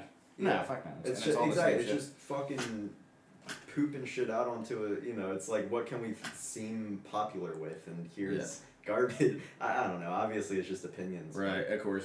And it's tough. Like, I can't think of, as far as radio popular bands, and this is more so in the rock genre, I mean, I can't really think of any bands that are like new that's putting out good music, you know what I'm saying? And I'm sure people can send me shit, but like, Bands, yeah. and it's like, I don't know. I'm trying to think. There was someone that I heard the other day that puts out decent, fuck it, I'll forget about it. But, I don't know, man. I'm super glass half empty on the music industry these days, bro. Have you been jamming anything new as of late? Not so much. Like I listen to like the newer stuff. I would listen to is like Masego, Tom Misch from time to time, but not as much. Like I'm very much into like Mac Miller. Dude, that one's hard for Like- me to listen to Mac Miller. Oh, I it's get too sad, I man. know it's and especially some of the lyrics he has. Yeah, It's he just, was a genius. dude. But, I mostly listen to like the same shit. I listen to a lot of like Every Time I Die, Mars Volta, Grizzly Bear, Portugal, nice. Fall of Troy. Yeah, that's what I just, often find like, myself just listening to. reminiscing on older shit. Listening to the same shit I've been listening to, which I This honestly man don't though, like. 5 Graders Forever, sorry to cut you off, but he just put a fucking Brittany Howard is dope, Wolfpack, Thundercat, like Wolfpack King is Gizzard dope. and the Lizard, dude, those are fire groups Yeah. right there. I love Brittany Where is Howard. he Her again? newest album, Jamie, is fire, and like Wolfpack is dope, bro. Yo, shouts to 5 Greatest Rappers. You got good taste, bro. Yeah, and I do fuck with King Gizzard. But Yeah, my they're only not. argument against you, bro, is I don't think a lot of those guys are super radio popular, they're and that not. was the frame Yeah. that I was coming from, like Yeah. shit you would listen to on 98 Rock. Right. That'd be dope if 98 Rock was playing King Gizzard. I love or their shit, you know what Wolfpack, I'm yeah, saying? Exactly. I love Wolfpack too, but For as sure. far, I guess I should say, as far as radio popular, something you'd put on, like, common, there's not a lot of great new tunes, man. I'm not gonna lie, I've never really been into radio like that. I've Yeah. never been one to turn on the radio. I'll listen to it and like vibe with it from time to time, but it's like, it's Yeah, never mostly resonated aux with cord me. shit, Exactly. yeah. It's like I want to put on what I want to listen Right. to, and it's so tough for the mainstream media for me. Yeah, I'm more of. But I wonder, do you think most, well, probably not now, but like most music is probably consumed on private streaming apps, Yeah. right? Instead of radio. Yeah, I mean waves. Spotify, Yeah. like I. It's crazy that not that long ago, Pandora, it was the opposite was true. Like the radio pretty much controlled who got heard. Like I would imagine it's real hard to eat as an indie band like 10, 15 years ago. You know, not saying it's it was easy easier now. then Yeah. than it is now. You think because so? Nobody makes money, and Right. like even with Spotify, they But if take you own a your- lot of money, do they? bro. I don't know. Holy, you know, But I guess you're owning all your shit though at the end of the day, right? If you're depending indie. on yes, Yeah. I mean, but depending on how you put your music up, who you put it up through, you know, unless you're already famous, you're going to most likely pay a brand manager or a marketer or pay Spotify Right. to promote you more, and then Spotify might take 80% of the of the earnings you'll get, and you need like hundreds of thousands Yeah. and millions of plays to make anything, and when they promote you that heavy, you might make 10, 15, you might make $1 off a Right. million plays, which like a million plays is like That's crazy. That's a lot. gold. That's Yeah. platinum. It's Yeah, it's that's like what, back in the day. You sell 1 million records. You're Yeah. fucking shit. You're a millionaire. Right. It's like now you have to do so much more than just put out music, and it's just a different game with streaming. Yeah, we've talked about it in the past. Like Dr. Dog's probably my second favorite band. It's like Pink They're so Floyd. dope. Pink Floyd is number one, and then Dr. Dog, and I have I a love huge Dr. Dog. nostalgic connection to Zeppelin just because Yeah, yeah. But on the Dr. Dog, it's like, you think those guys are working day jobs, or they're able to eat off? You think they're able Oh to my eat gosh. off their music? Yeah, I mean, I would really. I don't hope know so. as much anymore See, but, because like- of not touring, and Right, they, but they haven't really put out. I think, much. like I said, I think that's one of the greatest bands of all time. And then you go to their So Instagram good. page and they have like less than 100,000 followers. And it's like, how the fuck does this make sense that they're this fucking good and in the grand, like, I think that it seems like a lot of people know them because they're almost like a niche band. And like when you get Yeah, caught yeah. in the niche, it's like, it seems like, but like I said, they don't even have 100,000 followers. There's something's fucked up there. You know what I'm saying? Well, if they When don't you're want to that good. promote it as much, and a lot of people pay these people, it's like the people that have millions. They should definitely be have so. to- They should be so. My dad should know who Dr. Dog is. You know Right. what I'm saying? But if they're making their royalties and they're chilling and they don't want to pay people to do shit they know they can do, and if they're running their own Instagram and not paying Right, people, right. it's like, why do they care to have millions of followers if they know that the music they put out, their fans, which are hundreds of thousands of people, True. Us included. I are guess all going to I'm listen to saying their is like shit. they should be fucking bigger than what they are. You know, just because I think that their music is so fucking good, man. But once touring's back in action and they're able to promote tours and shit, it's like touring for the most part is how a lot of people make money. Yeah, these days. Yeah, and like, when a band as big as them, they've Yeah. headlined festivals. Right. It's like they definitely will be promoted, and it's so easy to vibe with that. Like, I don't know. Like, I feel like they definitely make their money. I hope so, man. I'd be Yeah, I fucking agree. devastated if they So- were out there working day jobs and shit. You know what I'm saying? When I think Seeing about my that, you man know at what I'm Guitar saying? Center. But like, Try I this like, Les Paul. we both love Grizzly Bear too, and it's Yeah, like, yeah. that's a top, probably, I don't know, about 5 top 10 favorite band for me, and it's like, they're not fucking super well known. I think Daniel Rosen is well known, but like, Grizzly Bear is not. Department of Eagles definitely is probably less well known. Right. And that's some of the greatest music I've ever heard, you know what I'm saying? And He's and so also, talented. Yeah, it's such a music is talented- subjective too, so it's Right. like, maybe most people listen to shit we love and are like, this fucking blows, and maybe that's why it's not popular, but I have a hard time believing that shit, you know what I'm saying? Right. I mean, as a musician, it's like, if I were to think of myself where I want to be, how you think of yourself, in that regard as a champion, it's like, I will happily not quote unquote sell out. Right, I'll right. happily keep my shit to how I want to do it, Yeah. so that I am doing it my way and Yeah. I'm not being dictated by the record label or Right. this company that's pushing my And shit. just think It's about, like- I'll give you, you know, I'll happily figure something out, but it's like imagine being able to like be a musician and pay your bills off that shit. You know what I'm saying? it'd be the best That'd be thing fucking ever. sweet. Yeah, it's a dream. That's gotta be a crazy lifestyle there, man. Fucking being a traveling musician. That was one of my first dreams growing up. Mhm. Like I started, like that was probably the first big dream that I had, and that would be dope, man. That'd be dope. I share that sentiment too. Yeah. I can't wait for shit to get back to normal. You know, I like, know, man. the last show we played was Rams Head. Like we were ready for a push. It's like fucking COVID, bro. Was the last one when y'all played with that other band where the guy had the PRS? Who was the headliner? Who played after The you? bridge. Oh, it was us and then Moody Moose. Yeah. Yeah. That was a fucking awesome Moody show. Moose, and Both you then, guys were great. What were they called? I forget what the other band was, and then it was the bridge. Yeah, that was a damn good show. That was fun, man. That was so I can't much believe fun. that was the last one, man. That's nuts. It's been more than a year at this point, man. It's crazy.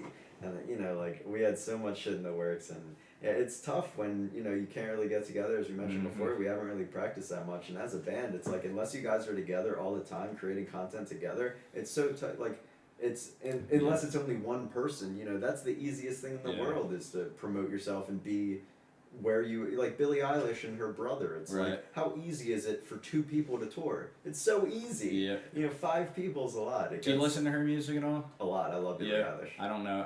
I don't know if I've honestly ever heard a song. I think from her. she's one of the most talented young artists. I know It's there's like- a lot of hype behind her.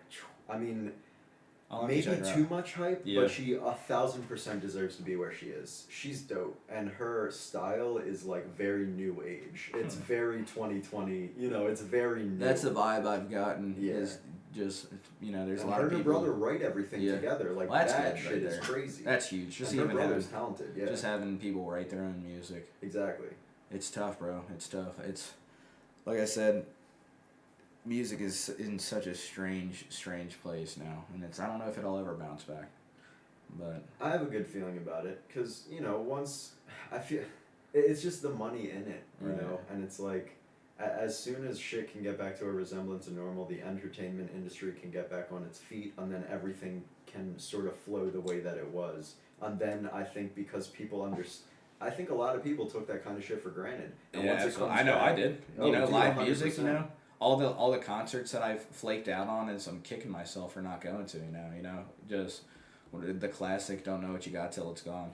Itching for That live shit's music, nuts. man. Yeah, 100%. But to that regard, it's like, you know, I'm sure people will pay more, people will go out more. Yeah, And yeah. it might take 12, 20 years for that sort of hype to die down, or however long, you know, but it's like... I think people. I have a I'm good feeling hoping about they'll it. be more inclined to support their local musicians and shit, because like that's the one thing that or not the one a thing that COVID highlighted was small business and just how Right. fragile. And I get your local music is considered kind of small business at that Right. point. So Oh, 100%. Like, local musicians don't make anything, you know, Yeah, even if so- they play every night at 6 different bars. It's like, what are they, you know? yeah, you it's probably like, still they're just need doing like it because a they love it. part-time job. on Yeah, top I of that guarantee shit, you yeah. they're not making that much money, you know? It's a fucking hard business to cut your teeth in, man. True. And you got to think it's hyper subjective. Like fighting, it's like you're either good or you're not. You know Right. what I'm saying? Yeah, yeah. But music, All like opinion. people that we're shitting on, and it's like my wife fucking loves commercial country, Right. so it's like, to each their own for sure. Yeah, and there's a whole, country's one of the biggest genres Yeah, in people the don't- world. people don't It's realize how huge it is, It's man. bigger than rap. Yeah. You know, like it's fucking huge.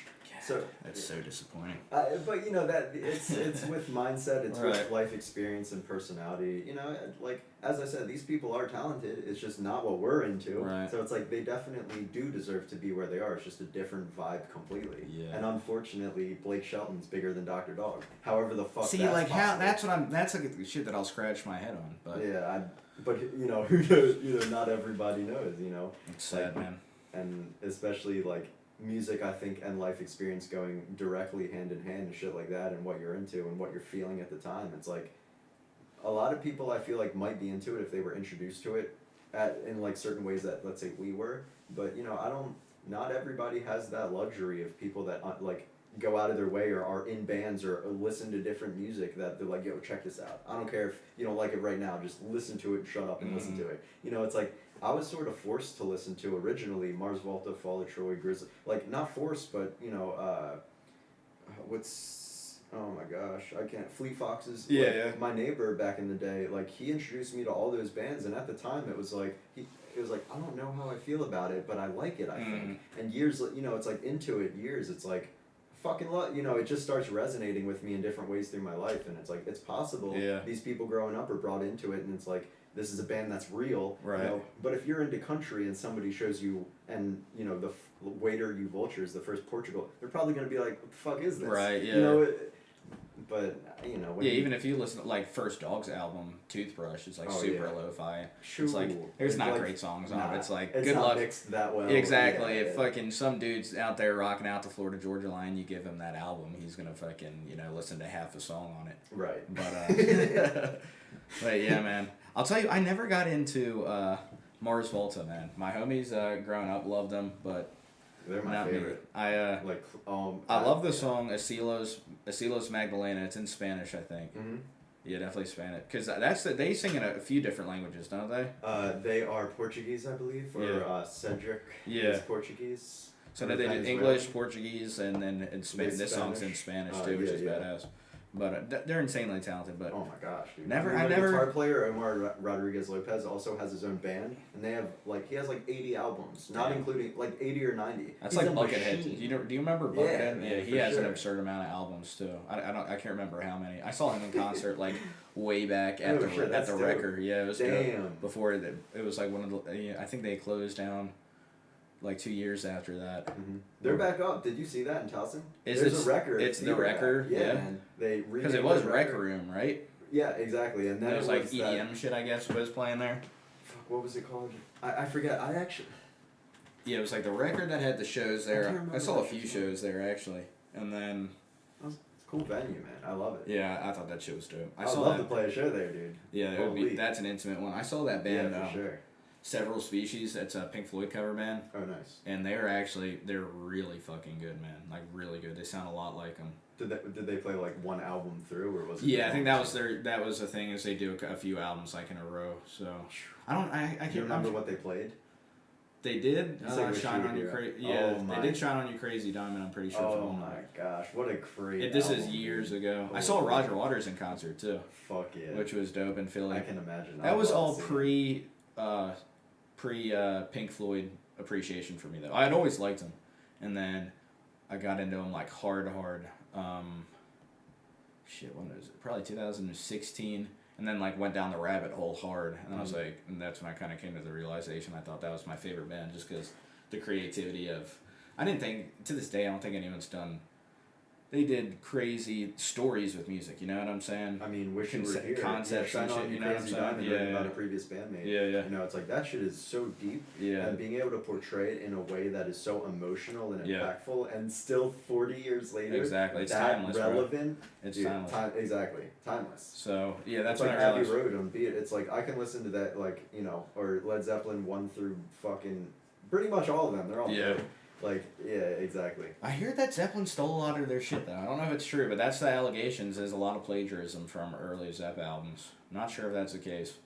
I haven't wanted to look for. There are only seven note or there's only so much shit you can play. It's I got Physical Graffiti. The same Christmas that I got my first guitar, I got Physical Graffiti. Nice. Which is my favorite Zeppelin album, and that shit's next level for sure. That album's fucking phenomenal.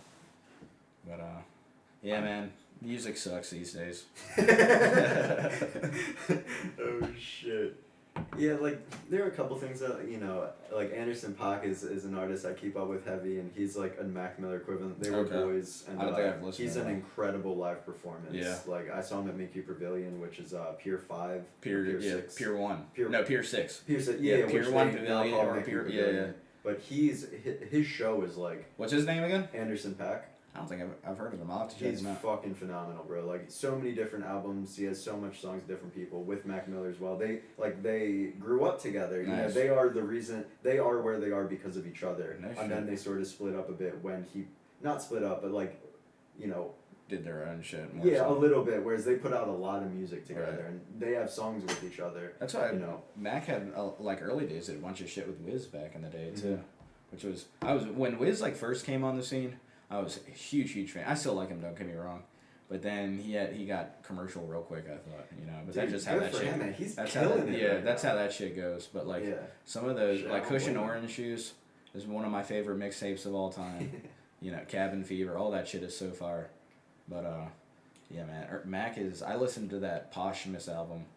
I can't remember what it's his last one. I can't remember what it's called. It might be Circles. Is it Circles? Yeah, his last one. Yeah. It was one that he didn't put out, but he had a bunch of songs ready for an album, and they put together. And Right. Yeah. So his last album, I think, was Swimming, like the one that he actually put out. But yeah, so the posthumous one, Circles. I listened to that. Fire.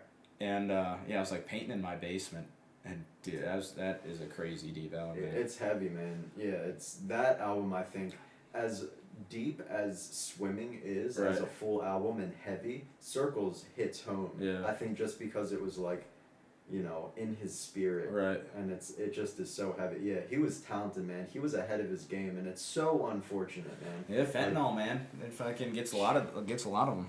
I think that's how fucking Prince died, if I'm not mistaken, was fentanyl too. It's wild when you think of the connection between that art and drugs, because he's, it's like Amy Winehouse. Like, would she have been as talented without being a drunk? How would you ever know? Janis Joplin, how would you ever know? Because they were doing it.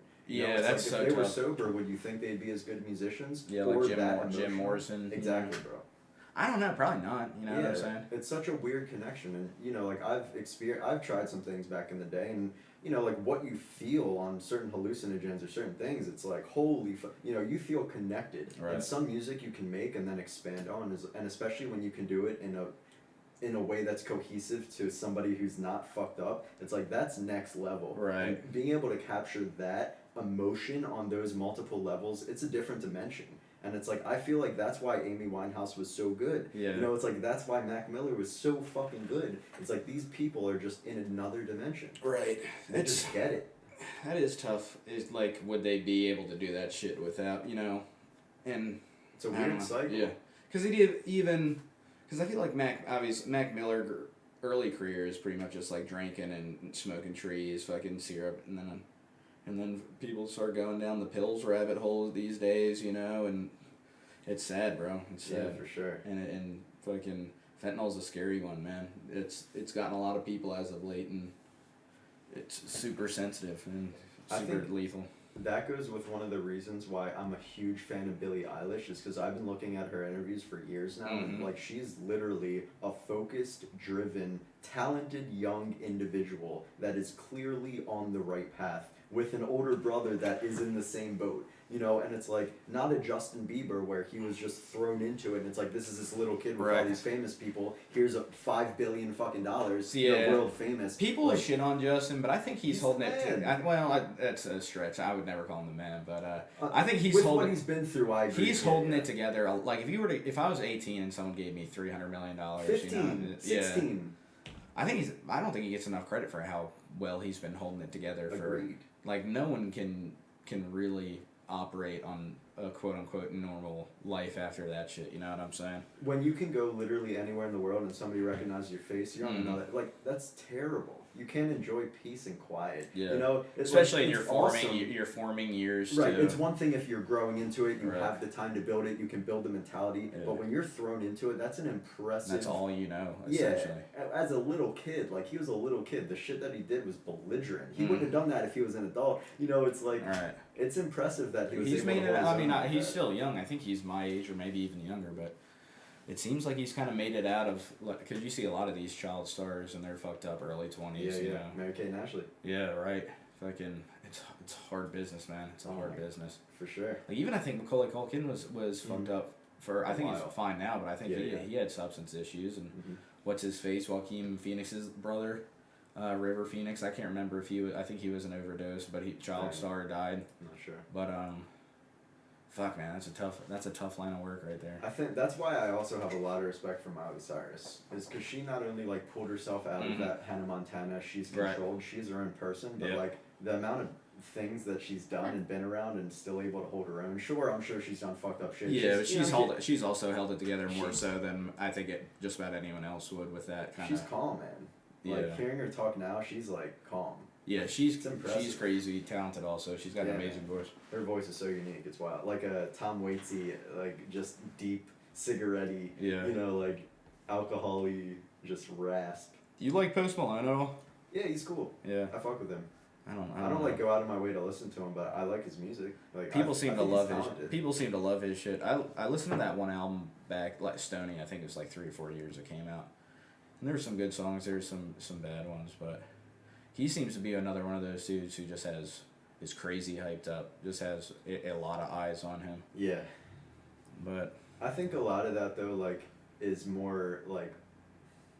I'm sure he's crazy and funny and weird and like wild to be around, but I feel like a lot of that is for camera. Like he Right. seems like a very humble dude. yeah. You know, like like I have not heard bad things about him from people. Like you can hear a lot, like you know, you hear bad shit about Justin Bieber, Miley Cyrus, all these people. It's like Post Malone. I don't think I've heard one bad thing about from any interview or whatever. Right. Which is like, fuck yeah, dude. If you're on that kind of level with that many eyes on He you, plays and you guitar can show- too. and drums and Yeah. bass. Yeah, Yeah, no he shit. kills it. Good for him, man. Yeah, he's talented. Yeah, that's something I need to start playing some more guitar, man. It's been too long since I've jammed with pretty much anyone. It's sad.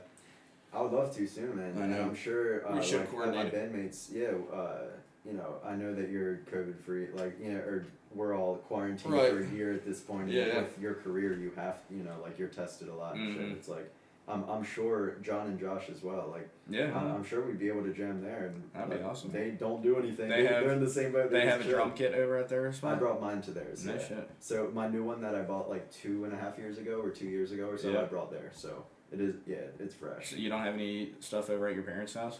I have my old kit, Yeah. and there's still the amps and Right. you know. Do they but, sketch out about people coming over? I haven't really had people there. Yeah. I mean, they're in that risky age demographic, so it's like they why just got risk their it? first I shot did that. recently, That's good. so Then. they're going for their second in the next couple weeks, and I'm so grateful they were able Hell to get yeah. it. But nah, That's what I like think my my dad mother was has getting one his soon. guitars and bass and shit, but like this is, you know, my guitar's here, my dad has the amps there, so like we could definitely jam there. I He has just a need to fucking set up dope gear. setup, bro. Always. Yeah. The He's Mesa got the boogie. gear, man. Yeah, fucking right. That dude is a gearhead.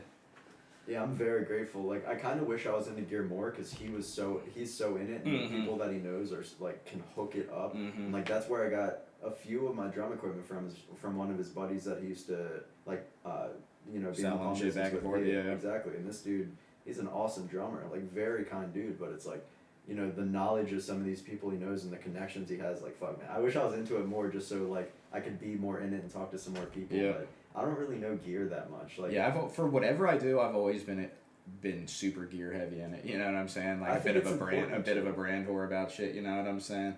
But like your dad has I some pretty respect good that. guitars. Yeah. Oh, Uh, for sure. He has that Gibson hollow body, Mm-hmm. and I didn't realize I how. think it's like 76 or 69. I didn't realize how 68. rare it was. Cause I asked him if I could borrow it, and he was like, "Nah, I'd rather not." Yeah. And then he told me like what it was worth. He was like, "I Yeah. might be selling it," and I was like. Oh. He was like, the guy is gonna be, and I was like, shit, bro. I almost felt Yeah. bad asking after because you know that was Nah. a super rare guitar.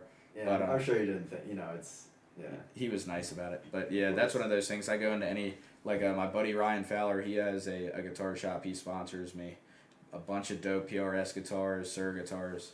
And it's one of the like every time I go in there, like itch to grab something. I was like, it'd be fucking like I have a Strat now, and it's just. But I play it, you know, maybe once or twice a week, but. It would be another ornament at that point if I were to get something at this stage of my life. So Right. maybe in a little bit if I am able to fucking ever jam consistently again. You know. I mean, once shit's back to, like, a resemblance of normal, bro. I I'm know, down to man. jam whenever. Like, It's always such a nice escape going out, just fucking Hell ripping, yeah, playing ripping some some music. shit up for a little bit. And especially, like, I grew up playing, like, blues, jazz, Mhm. and metal. So, like, That's you a nice playing trio, blues, yeah. it's like you playing blues, like, I fucking, that's Yeah, where I that's grew we up, pretty you know? much just link up, play some blues shit for And a while. I'm a rhythm guitar, you know, I love it. So, Yeah. like, when we jam, you have those licks, man, I'm Yeah, telling you. man. And it's I like, love yeah, blue just bass, keep man. with that shit. I love Yeah. that blues bass rock, you know. Mhm. So that's what I actually. So I have an '89 American Strat, and it's got the 3 single coils. And Stevie Ray Vaughan has his own pickup line called Texas Specials. I guess they're I don't know if they're Fender or what, but that's what I think I want to put in my Strat, just to get that Stevie Ray Vaughan sound even more so. But we'll see. But I don't even really have an amp, so I was talking to my wife about it. I was like, man, I want to get these fucking SRV pickups. I was like, oh shit, I should probably get an amp first. So I just got like a little Roland. It's all I need. It's like a little crappy, like $50 practice amp. But, Yeah. but whatever, man.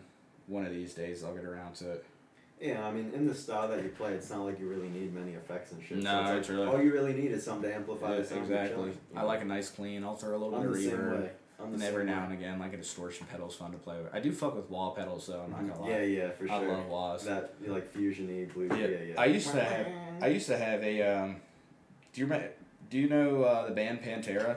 Dimebag Darrell. So he had his own. The Crybaby brand did one of his own wah pedals, and I had one. I sold it years ago, but that thing sounded so sweet. And they're a super hardcore metal band. Yeah. It's more relative. There's some heavier shit out now these days.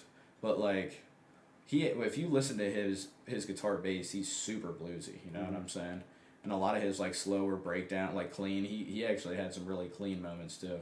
But he has a super bluesy background, and so his even though it was a metal band, like his wah pedal sounded great for blues style. I thought anyway.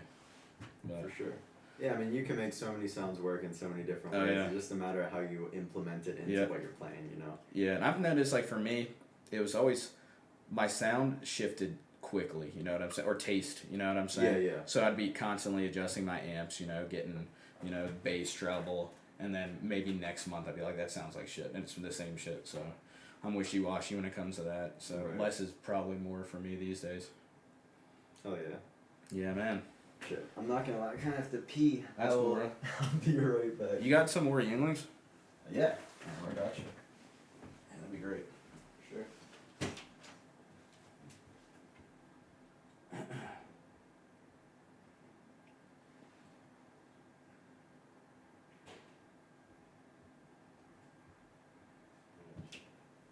There you go, bro. Thanks, man. Yeah, no doubt. Be right back. 5 greatest rappers. You have good taste. I do like Sturgill. I haven't heard his most recent album though. But I'm impressed that you know King Gizzard. Not a lot of people know them. I do got arms wide open, that's for sure.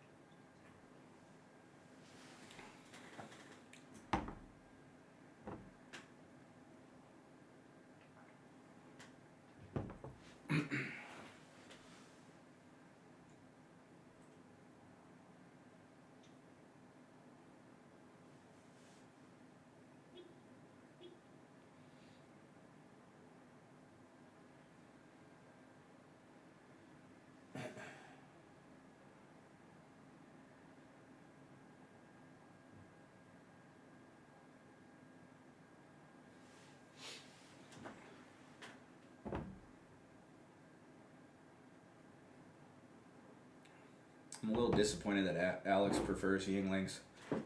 Subpar beer, in my opinion. Beggars can't be choosers, I suppose.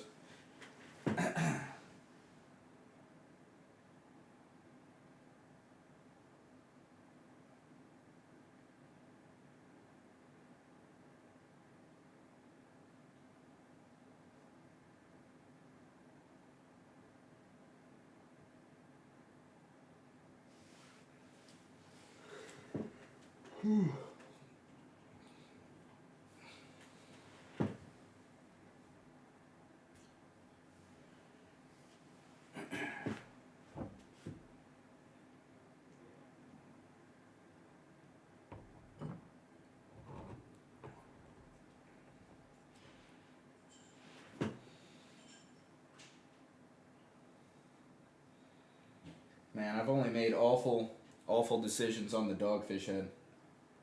The older I get, the more I try to stay away from that shit, bro. I actually gotta take a mean piss myself. Oh yeah, dude. Hold on, I've got some water for you, for sure. Thanks, Joe. Yo. Hope you guys are chilling. Where's that Dogfish Head? Holy. Honestly, you've never done no studio stuff? Let's hope YouTube hits a spot. No.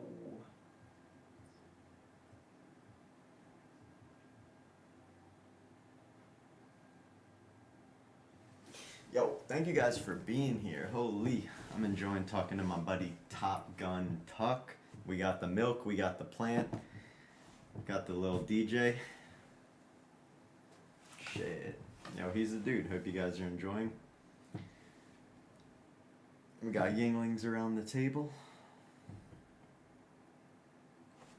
Holy. Yo, cheers. And also, all donations are going to... Hold up. Let me... I feel like a jerk for not remembering this. I'm sorry. Going to... Man, you been playing any poker as of late? Not really. Champions that wrestle. So everything that... Holy... Every... I put in $50 every episode to... any charity, and anything that is donated to my channel during the Milk Carton live sessions will go to the charity for that episode. So this is championsinc.org. Yeah, check them out. My head coach is one of the founders of it. It's real sweet charity to, people in the wrestling field or in the wrestling sport across the state of Maryland. Keeping them good athletes and good students at the same time. So it's a dope foundation for sure. So definitely check them out. Oh yeah. But honestly, with poker, not really. Like, I've played a little bit of Poker Stars, and we have, there are private groups that you can create and invite people so that, it's like only the owners playing together and shit. You get so sucked out on those websites. So yeah, it's like, as much as I don't think that it's rigged when you're playing with friends, because why would the site care? At the same time, it's like, you don't see the shuffle, you don't see the people dealing. It's like... I miss poker, man. Yeah, I love it. I cannot wait to get back to it, dude. I remember, I don't think I ever joined in on any of the games, but early quarantine, y'all were... playing quite a bit online. Yeah, dude, it was a lot. Like, multiple games a day. Yeah, that's nice. I'd be broke by the fucking end of the first day, I'm sure, on that shit. Nah, we were playing like $5, $10 games. Like, if it got to like 50, 40 people, which a couple of the lobbies we were in were a lot of people in a bunch of different friend groups. It was like $20 at $50 a time. I never really played in those that much. Yeah. $100 games sometimes, but I don't really trust the site. So it's if I go into the casino, I'll bring a few $100, but I'm not gonna put it into a site where it could literally just I just don't really trust it that much. No, what was the other one? Can't wait to get back into it, dude. Global. Yeah.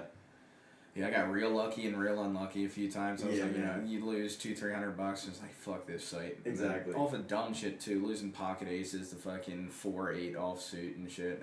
I was just talking to somebody last night about global poker, and I remember vividly I've gotten beat quads over quads multiple times. I've never once in the casino, hours and hours of playing, days pretty much of playing. Never seen that. I've never been at a table where that happens, and I could not tell you how many times I'm involved in a bad beat. It's like, dude, this is like the percentages of this. They want you to put all your money in and then lose. One quad, let alone two of them. That's fucking crazy. It's happened more than twice as well. It's like I've lost straight flush to straight flush with both people, me having two and them having a higher two. Yeah. It's like that shouldn't. I get that statistically it's possible, but it should not happen. It's especially multiple times. Yeah, I miss it's poker, so bro. wacky. That shit's so fun.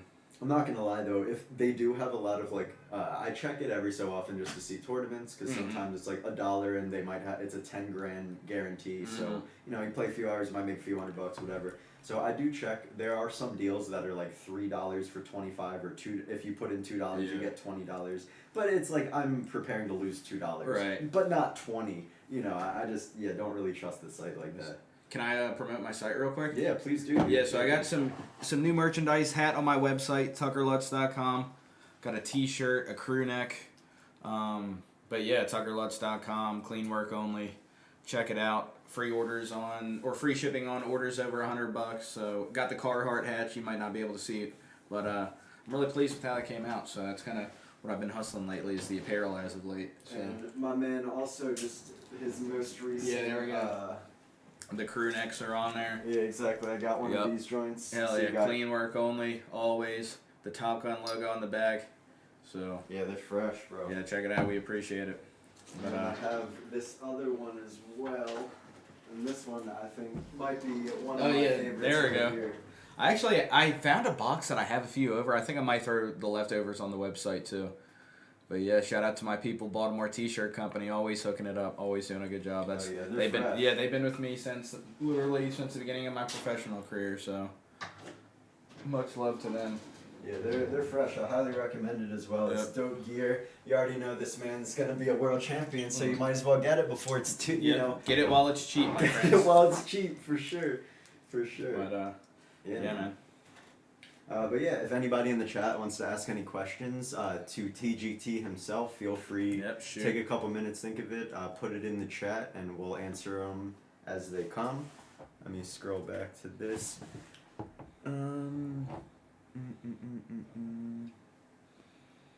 Let's see. Oh, so do you keep up with a lot of fighters in UFC and like what their capabilities are and stuff? Just just watch them and see what it is, or you just kind of focus on your own shit? Like from a fan perspective, or Yeah, yeah. So I definitely still Both a fan and a fighter. So I still am a fan. Like I'll watch, I'll go over, hang out with homies, and I'll watch fight nights. Mhm. But it is weird. But now I'll see like if 45 pounders or 55 pounders are fighting, I view everyone Right. as potential competition now. Right. So, but no, I still love watching the fight. I'm not gonna lie, like I'm just old and lame, so I go to bed mad early. So it's tough. The pay-per-views coming on at 12. Like the Conor fight, it was over at like almost. It felt like 2 a.m. The Damn. last one. It was like 1:30 or 2, and it was like probably closer to 1. But I hate that staying up. But no, I still love watching the fight. So our buddy Evan, shout out to Obi. I'm always going over He's there. the man. Is he in Oh, on this yet? Do we know? Is he watching? It doesn't look like he's in the chat, but Yeah. yo, much love, homie. You're the Yeah, man. absolutely. Yep, the businessman there. Yo, But, he is for sure. He's the man. But yes, I don't watch him as much as I used to, and there's a lot more cards out now. There's fights. There will be like there was one Saturday. I think there's a pay-per-view. That one was free. And then there's one next Saturday. So it's a lot to keep up with, but there's nothing like a huge pay-per-view fight. Just meeting up with all the homies, buying that shit. The anticipation of months of promotion and all that. So I don't think I'll ever get tired of that. Right. I definitely do look at people in my weight class a lot different now, though. Mm-hmm. But it's just how that shit goes, I guess. So when you watch fights now that are in your weight class, or the weight class you're going into, or I guess fighting in 45 and 55, it's like not as much as you are in a fan. You're also everything they're doing is just technical. It's like like you're thinking when you're watching them, this is what I would do against them. Oh, I see that they're doing this offensively, and I need to train like this given I fight them. Shit like that. Yeah. So it's like you're not enjoying the fight as much, but you're more thinking about it as their opponent.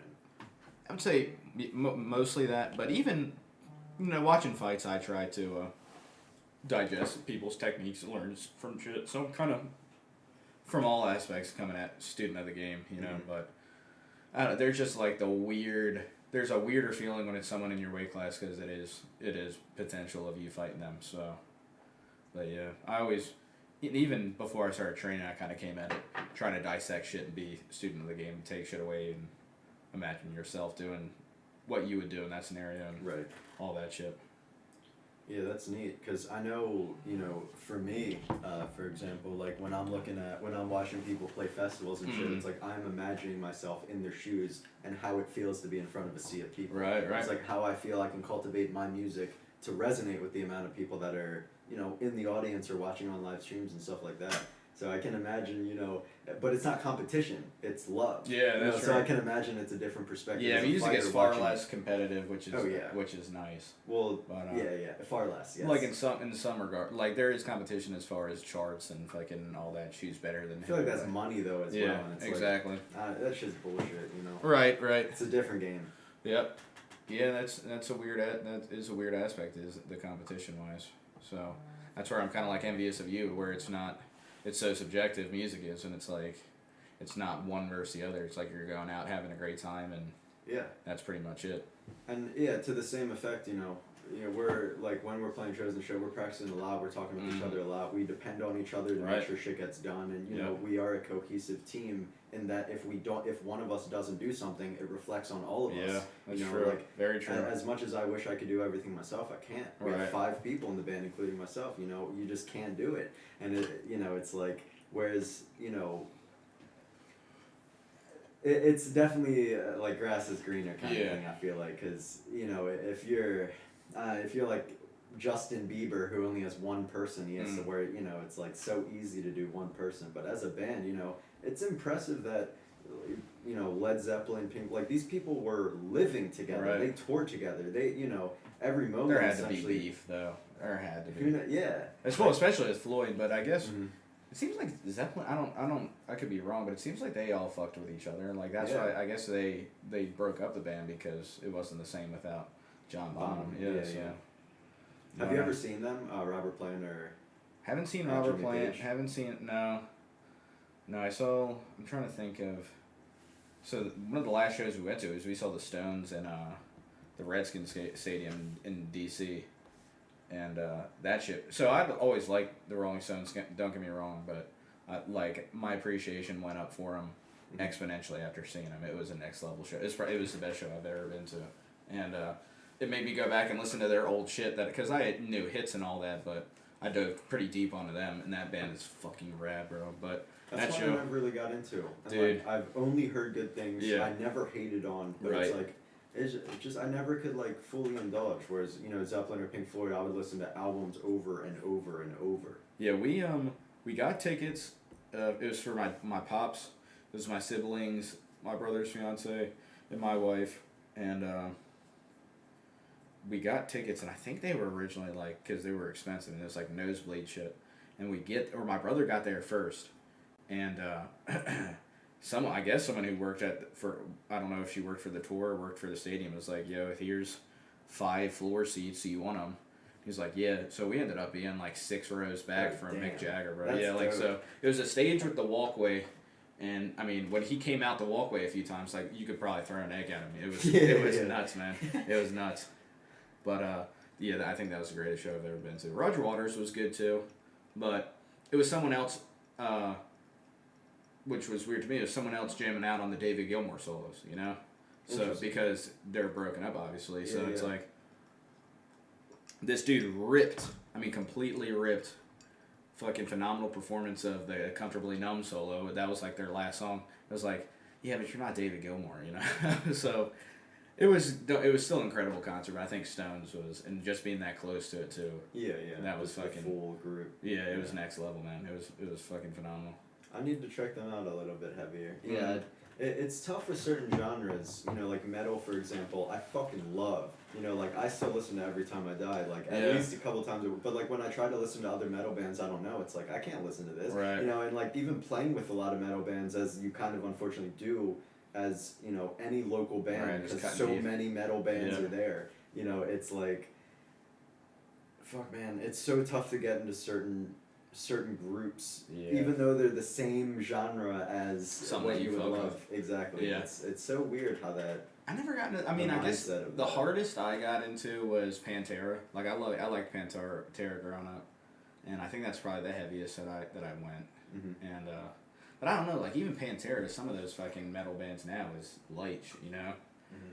Some of that real heavy shit. My man, 5 greatest rappers since Khabib retired. Is Adesanya the best P for P right now, or Jones? Then I'll say your rib's good now. Ribs are getting better. Appreciate you asking. And the pound for pound now. Now, if we're talking like of all time, I think the best pound for pound. Well, I guess you're talking active roster. The active roster best pound for pound is John Jones. What's unfortunate about him is he has so many asterisks and controversy. But that aside, you'd have to say John Jones. He's just a fucking animal. But I think the best pound for pound of all time is GSP, and I don't think he's in the mix enough for it. I thought that he consistently beat the top of the top in the way that he dominated people. John Jones was a fucking mastermind and a killer, but I thought that light heavyweight was a thinner division than what GSP went through at welterweight. And Adesanya is an animal, and he could be a potential GOAT. But I think he's got 1 or 2 performances before we could stamp that. But yeah, that's my thoughts. Nice man. Yeah. And one of the final things that I have for you here is: did you design your merch or your logo or anything? Yes, no. So it was I want to say a semi collab, but mostly it was Baltimore T-shirt, who I've been with forever.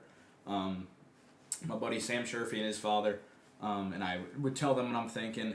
They'd bring back a few things, but so that's kind of on the actual logo was 100% them. He just came with it, and I was like, yo, that shit is fresh. Yeah, so yeah. got lucky working with those guys, but so that's 100% Baltimore T-shirt, and then I'd say it's loose collab, mostly their creativity for my merchandise. And my production guy, Jason Bloom Productions. Man, shout out to Jason. Shout out to Jason Bloom, my videographer, photographer. But he did all my website stuff, and he did a really, really good job. I'm gonna shout him on from his Instagram here. You guys should definitely follow this man. Anyone in, Baltimore DMV area looking to get, athletics, music, anything in that realm, photography done, he's your guy. And pretty much all my professional photos and videos are done by him, so he does a damn good job. Yeah, he does. He also has filmed me a couple times, or my band a couple times. Right, yeah. He's the man. He does a really good job. Yeah, I think he was at the last show he was taking pictures on the stage, wasn't he? Mm-hmm. Yeah. Yeah, he was there. Yo, he killed it. He gets in it, and he stays out of the way, and he does an incredible job. Yeah, he's a good dude as well. Very good dude. I'm passionate about it. Linking his Instagram right now for anybody that's trying to check this man out. He's the homie. Yeah, we grew up with him as well. Went to high school with him. Yeah, he's been a close friend for sure. Yeah, that's someone who I talk, because he is the only friend that that's not a training partner who's been behind the scenes. So for my last fight at Shogun, he got a press thing and came in the back and was part of the walkout and all that shit. So and he's the only homie who's been behind the scenes and has seen sparring and all that shit and sees most people don't see the work that goes into the shit. They see the end product. Right. So he's he's the only guy out of the friends who sees what goes on behind the scenes. So it's kind of nice. He's like, bro, you wouldn't realize the amount of work that goes into this shit, or it's people don't. So it's nice. One of my best friends being able to see that it just not showing up to the gym, doing a few crunches and right. So how much of your time goes into training? So it depends on the day, but on an average week. Average. So tomorrow I'll have strength and conditioning at 11, followed by an hour of mid work, around about an hour of. So it's 11 to 12-ish strength and conditioning, and then an hour or so of pad work, striking work with my boy Vu, and then so that's 11 to 1-ish, and then I'll go back again for jiu-jitsu class at 5. Typically we do some breakdown of the jiu-jitsu after class and go over some shit. And Mondays I'll either do some bag work or go for a run or something like that. So 2-3 sessions a day. Probably 4 days out of the week, and then Saturdays are 1 session a week, Tuesdays are 1 or 2. So, it's a lot of sessions, especially when you're in a camp. But yeah, that's pretty much it. That's kind of the Monday. I do strength and conditioning Monday, Wednesday, Friday at 11, and then striking sessions, jiu-jitsu. Saturday we wrestle. So being in a camp or not, you're still in it 5-6 days a week. Yeah, probably closer to 5 on out of season, just to not completely burn myself out. Right, but training camp, yeah, definitely 6 days a week. Do you find actually yourself feeling burnt out after training a lot? Yeah. That's interesting because I know more so mentally than obviously you feel like shit. You feel like shit physically. That just comes with it because you're fucking ideally busting your ass. You know what I'm saying? Yeah. But yeah, after a camp, it's it's always nice having a couple weeks where you don't have to worry about that shit. You know what I'm saying? So, yeah, it consumes you, for sure. Mm-hmm. And, sometimes I feel like I go crazy during this shit, And, I probably do. But, I probably fucking do. But, I enjoy it, man. But it's always nice getting the dub, and it's yeah, man. Just taking a breath, and then... perpetual MMA for me is the perpetual going back to the drawing board. So most people view that as a negative thing, but I don't. I think it's always it's weird. It's a perpetual clean slate too. So it's beginning of a camp. It's clean slate after a fight, clean slate. I don't know. For me, it keeps me refreshed when I look at shit that way. So. How do you, in a mindset of clean slate, forget you know, the specifics you train for against that person to then go in brand new to fight a new person? Like, Right, how yeah. do you mentally have to prepare for that? Yeah, so it's not it wouldn't be hard if you know it's not tough. And I wouldn't say forget because you're always going to grow from the shit that you've done, but Right. you're more so asking like as far as specific opponents go. Yeah, because you train to fight specific people. Yeah, it's not it's not tough to go. Like so, I was fighting along.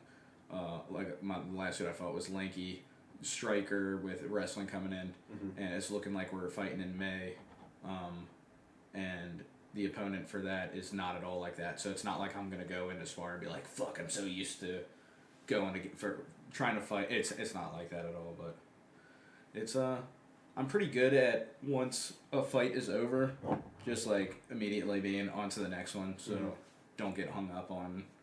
Because really, the way that I like looking at it, and I got it out of the Book of Five Rings by Miyamoto Musashi, who's a samurai back in the day. Oh damn. And it was one of the great quotes in the book was, "The enemy is nameless and faceless, or faceless and nameless." I can't remember what it is, but that's really what it is. It's like each person you're fighting is the vessel, and you kind of have to. For me, I feel like I do better when I detach any type of personal feeling behind it. And so, this is a vessel. This is its attributes. You put 6 to 8 weeks into that, get the dub, onto the next one. So that's kind of how I frame it. How does it mentally. feel with the dub? You won the match. Even on some decisions, I know that you won. But like when the ref raises your hand and you like, how does that feel for you?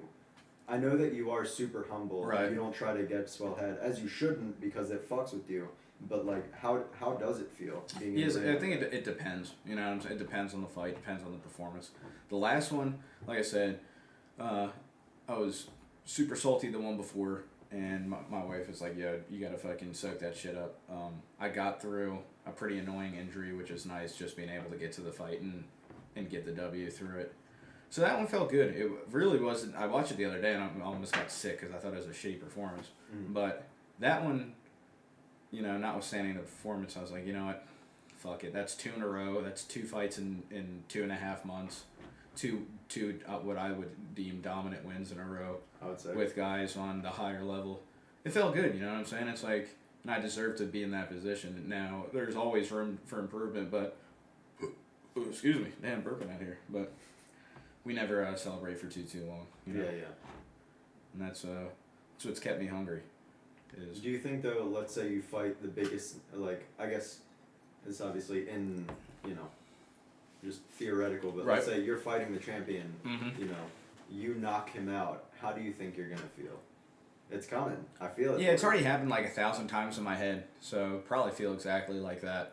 But yeah, it's like ever since I was a kid, I've had a chip on my shoulder. Like always, I've just always, and which is probably a negative trait to have, but it'd probably be like all my other wins, which is kind of, I get that like fucking told you guys so feeling, you know what I'm saying? Yeah, for sure. And it's, I don't know, some people might view that as toxic, but it keeps me hungry and it keeps me going, the chip on the shoulder, you know? Yeah, I think a lot of that though, that's with a lot of people. I know for me, you know, somebody saying, haha, good luck, that to me is like, okay, bet, you know, it's fucking game time and I'll be, you know, and it's not out of just straight spite, but it's like, you know, I tasted the shit and you're telling me I'm not gonna succeed. It's like, oh shit, you know, I think it's not really negative, where it's just like a common motivator for a lot of successful people, where spite is crazy, man. Yeah. And it's not necessarily the negative, but it's just how they take it in the strides of their career. Right, and you know, and that has been, the chip on the shoulder has been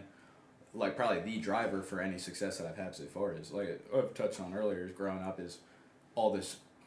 My parents essentially made me play sports, and like every sport I was in, there was always some fucking star on the team, you know, and I never was that person, you know what I'm saying? I was always, but that person deserved to be the star because they actually were good and they were putting the work in. Exactly. But like me just being a weak-minded young man, fucking it's like, how come I can't be fuck that motherfucker, you know what I'm saying? Get that. And like part of that has always rushed, and I don't know, I think it's also middle child syndrome too, 'cause most of my life I was a middle child growing up, and like my older brother was always, you know, I was better at guitar and skateboarding than him, but like obviously he had physical advantages until I started hitting growth spurts, I think the end of middle school, and my wrestling got better. But I mean, just most of my life of everything I do, your brother's better than you at it, and fucking I mean, essentially everything you do. So that's always added to the chip. But I mean, I think I'm not throwing shade at him. That's just how that shit should be. You know what I'm saying? For sure. It's the older brother. It's competition. Absolutely. You know, it's just in our 100% blood. survival of the fittest. But yeah, the giant chip has done me good. You know what I'm saying? Yeah, And it's like, that's cool. you know, I feel as far as my position in the sport, I feel like I'm at where I should be. I should have been here longer ago. I feel like should have mixing it up with some of the best guys in the world. So everything's fallen where it should be, and I'm just excited to show the entire world that I'm not fucking around when I say that I'm gonna be the best in the world. You know, I'm not saying this shit just to say it. I never do that. I feel you. I thoroughly believe that, man. And I'll be excited to see you there. Hey, it's gonna be a fucking dope ride, you know. Yeah, man. And it's a long time coming. A lot of skin in the game at this point. A lot of years in the hustle, but I feel like I'm just starting to scrape on my potential, man. Just me mentally, my team is growing like crazy. Like my gym ground controlling Mills. My teammates are leveling up, so shit's good, man. Shit is good, and a younger me would get fucking nervous when I'm doing well. You know what I'm saying? Like, something fucking bad is something fucked up is gonna happen, and that's such a fucking toxic, flawed way of thinking. Exactly. So I've shaken that a few years ago, and I've been significantly better on not letting those emotions emerge. But sometimes shit is good. You know what I'm saying? Mm-hmm. It's like that Modest Mouse lyric, Bukowski. 1 time out of 10, everything goes perfect for us all. You know, so shit's good now, bro. And especially when you put in the work and you taste it, and it's what you put your motivation, your talents, your determination. When you put it in, it's like, that's what it is. That's how people get there. And when you dedicate all your time to something, you better believe you're gonna hit where you want to be if you believe in yourself and you have the confidence. Like, I thoroughly believe that 1,000,000,000%, and I definitely do for you as well, man. I'm excited to see you win that belt. I appreciate that, man. Fuck yeah, man. When's your next fight? So hoping to get in there May. Don't have anything, nothing confirmed, but May would be ideal. So. And you said you're fighting the last dude you did? No. Oh, okay. So I was confused by that. Gotcha. So yeah, so May would be great. Just up in the air for your fighting right now. Yeah, and then yeah, that'd be good. I'd like to get 3 in this year, but starting with May. Mm-hmm. Pretty much beginning of the year, I started. I wasn't in full camp mode because I wasn't sparring like crazy, but started getting back regimented for my strength and conditioning, striking and jiu-jitsu and all that to kind of be, if something came up, I'd be at a point to where like 6 weeks out I could jump, 4 to 6 weeks out I could jump on it, no problem. Right. So I'm in good shape now, getting better every day. So, but yeah, if it's gonna be May soon, 2 weeks we'll be fully dialed into the start of camp, and I think I'm in a good position because I'm just super prepared going into one. So, and I've been lucky that I've had teammates fight in the meantime too, so I've been jumping in on rounds. So, so my cardio is pretty damn good now. So if that's the case, then we'll have an extremely sharp camp, which will be nice. I'm fighting 45. My last 2 fights I've been at 155, so that'll suck. It'll suck getting back down there. It's been a few years, but I feel like I have a big advantage down there size wise. So what do you normally walk around? So like, if I'm chubby, I'm in the low 80s, but really now that I'm at the highest level, I need to keep my walk around weight significantly lower, keep it 170. So that's my goal, to get down to 170 and just maintain that year round. But yeah, that's easily the worst part of the sport is just keeping the weight off. Yeah. Yeah, or even but it's also discipline. Like it's so tough, to make hit weight and shit. I hated that, dude. I only had to do it twice for competitions. Yeah. And it was I did it every time, but I had to for 2 of them. Yeah. It's you feel it, as you said before. Yeah, especially wrestling, because that shit's like 30 minutes after you jump off the scale. What's nice about fighting is you do it the day before, so you get the day to rehydrate. But it's a significant amount of weight to lose oftentimes, and you can have the most perfect 9-week camp, and then you fuck up on that weight cut over like 4 days, and your performance, you'll just never completely gash yourself out. So it's a delicate balance for sure. Mm-hmm. But it's everyone does it, so you got to do it really. So and it it is what it is. The life we chose. Indeed. It's a great one, man. Yeah, it's a great one. It's rad for sure. Hell yeah. Well, anything you want to add to the episode? Nah, like I said, check out my buddy Ryan's foundation, champions that wrestle. They're doing some really special things in the state of Maryland, and hopefully for the East Coast after that.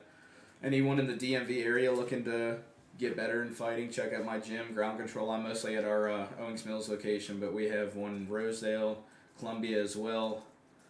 Check me out on Instagram, at Top Gun Tuck. I linked that in the chat, by the way, Top Gun Talk, so definitely click that Instagram link if you have it. Toss this man a follow. Yep, appreciate that. Check out the website. Anyone interested in merch, it'll be on there. But yeah, that's pretty much it. My teammate Jesse Stern is fighting, I can't remember the exact date, in April. CFFC is a promotion. It's in Philly, but it'll be on UFC Fight Pass. So check him out. He's a dear friend and an extremely talented fighter. So, like I said, Ground Control. Come learn some shit. Check us out. I'm there pretty much every day. So, I think that's that. Oh yeah, man. Dope. Well, yeah. Once again, thank you so much for being here. Thanks for having me, man. Top Gun Tucker Lutz right here, future world champion. You heard it His here. next fight is in May. Yeah. I put links in the chat to where you can follow him, and also if you see under where he is on the milk carton, that is his Instagram handle at Top Gun Tuck. Once again, I'm Milk Stevens. I'm giving the proceeds to this episode go to championsinc.org, which is the homies buddies. The homies buddies. Yeah. Foundation. Help people, get in shape, wrestling, keeping them good students as well. So it's good. Making fine young men is their goal. So it's an important one. Well, yo, much love. I'm about to put this on Be Right Back, so definitely stick around. And thank you to everybody being here. Much love. Yo, with the $5 from Greatest. Yo, thank you so much, dude. So far we have $55 to the foundation. I appreciate that. Yeah, anything in the next 10-15 minutes. As I said, I'm going to put this on Be Right Back. I will put all of the proceeds into this foundation. At the moment, we're at 55 and 1 cent. Yo, thank you so much, 5 Greatest Rappers, for chilling. Thank you, everybody, for being here. And, yeah, we'll see you on the next one. We have a couple guests that have the potential of being on next. I'm just working out some details. But, yeah, everybody's fucking cool. As you can tell with this homie right here. We're just, I'm so grateful that you're here, man, and, More in-person stuff, too. In-person's the way to go whenever you can. So. For sure, man. Yeah, and especially it being the first one, it's. Right. I'm definitely happy that you inspired me to do Absolutely, it, man. man. It's a much better feel, I think. I agree. Yeah, it's super vibey, and we just hit 2 hours, 20 minutes, bro. Shit. Hell yeah, man. Yeah, we, that was That's dope. the fastest I think it's gone, but yo, fuck yeah, dude. I'm about to put this shit on Be Right Back and mute my mic. Much love to everybody being here. Thank you so much. And check this man out on Instagram at Top Gun Tuck. As I trip and almost die. It's all good. Yo, word. I will be back. Much love, guys.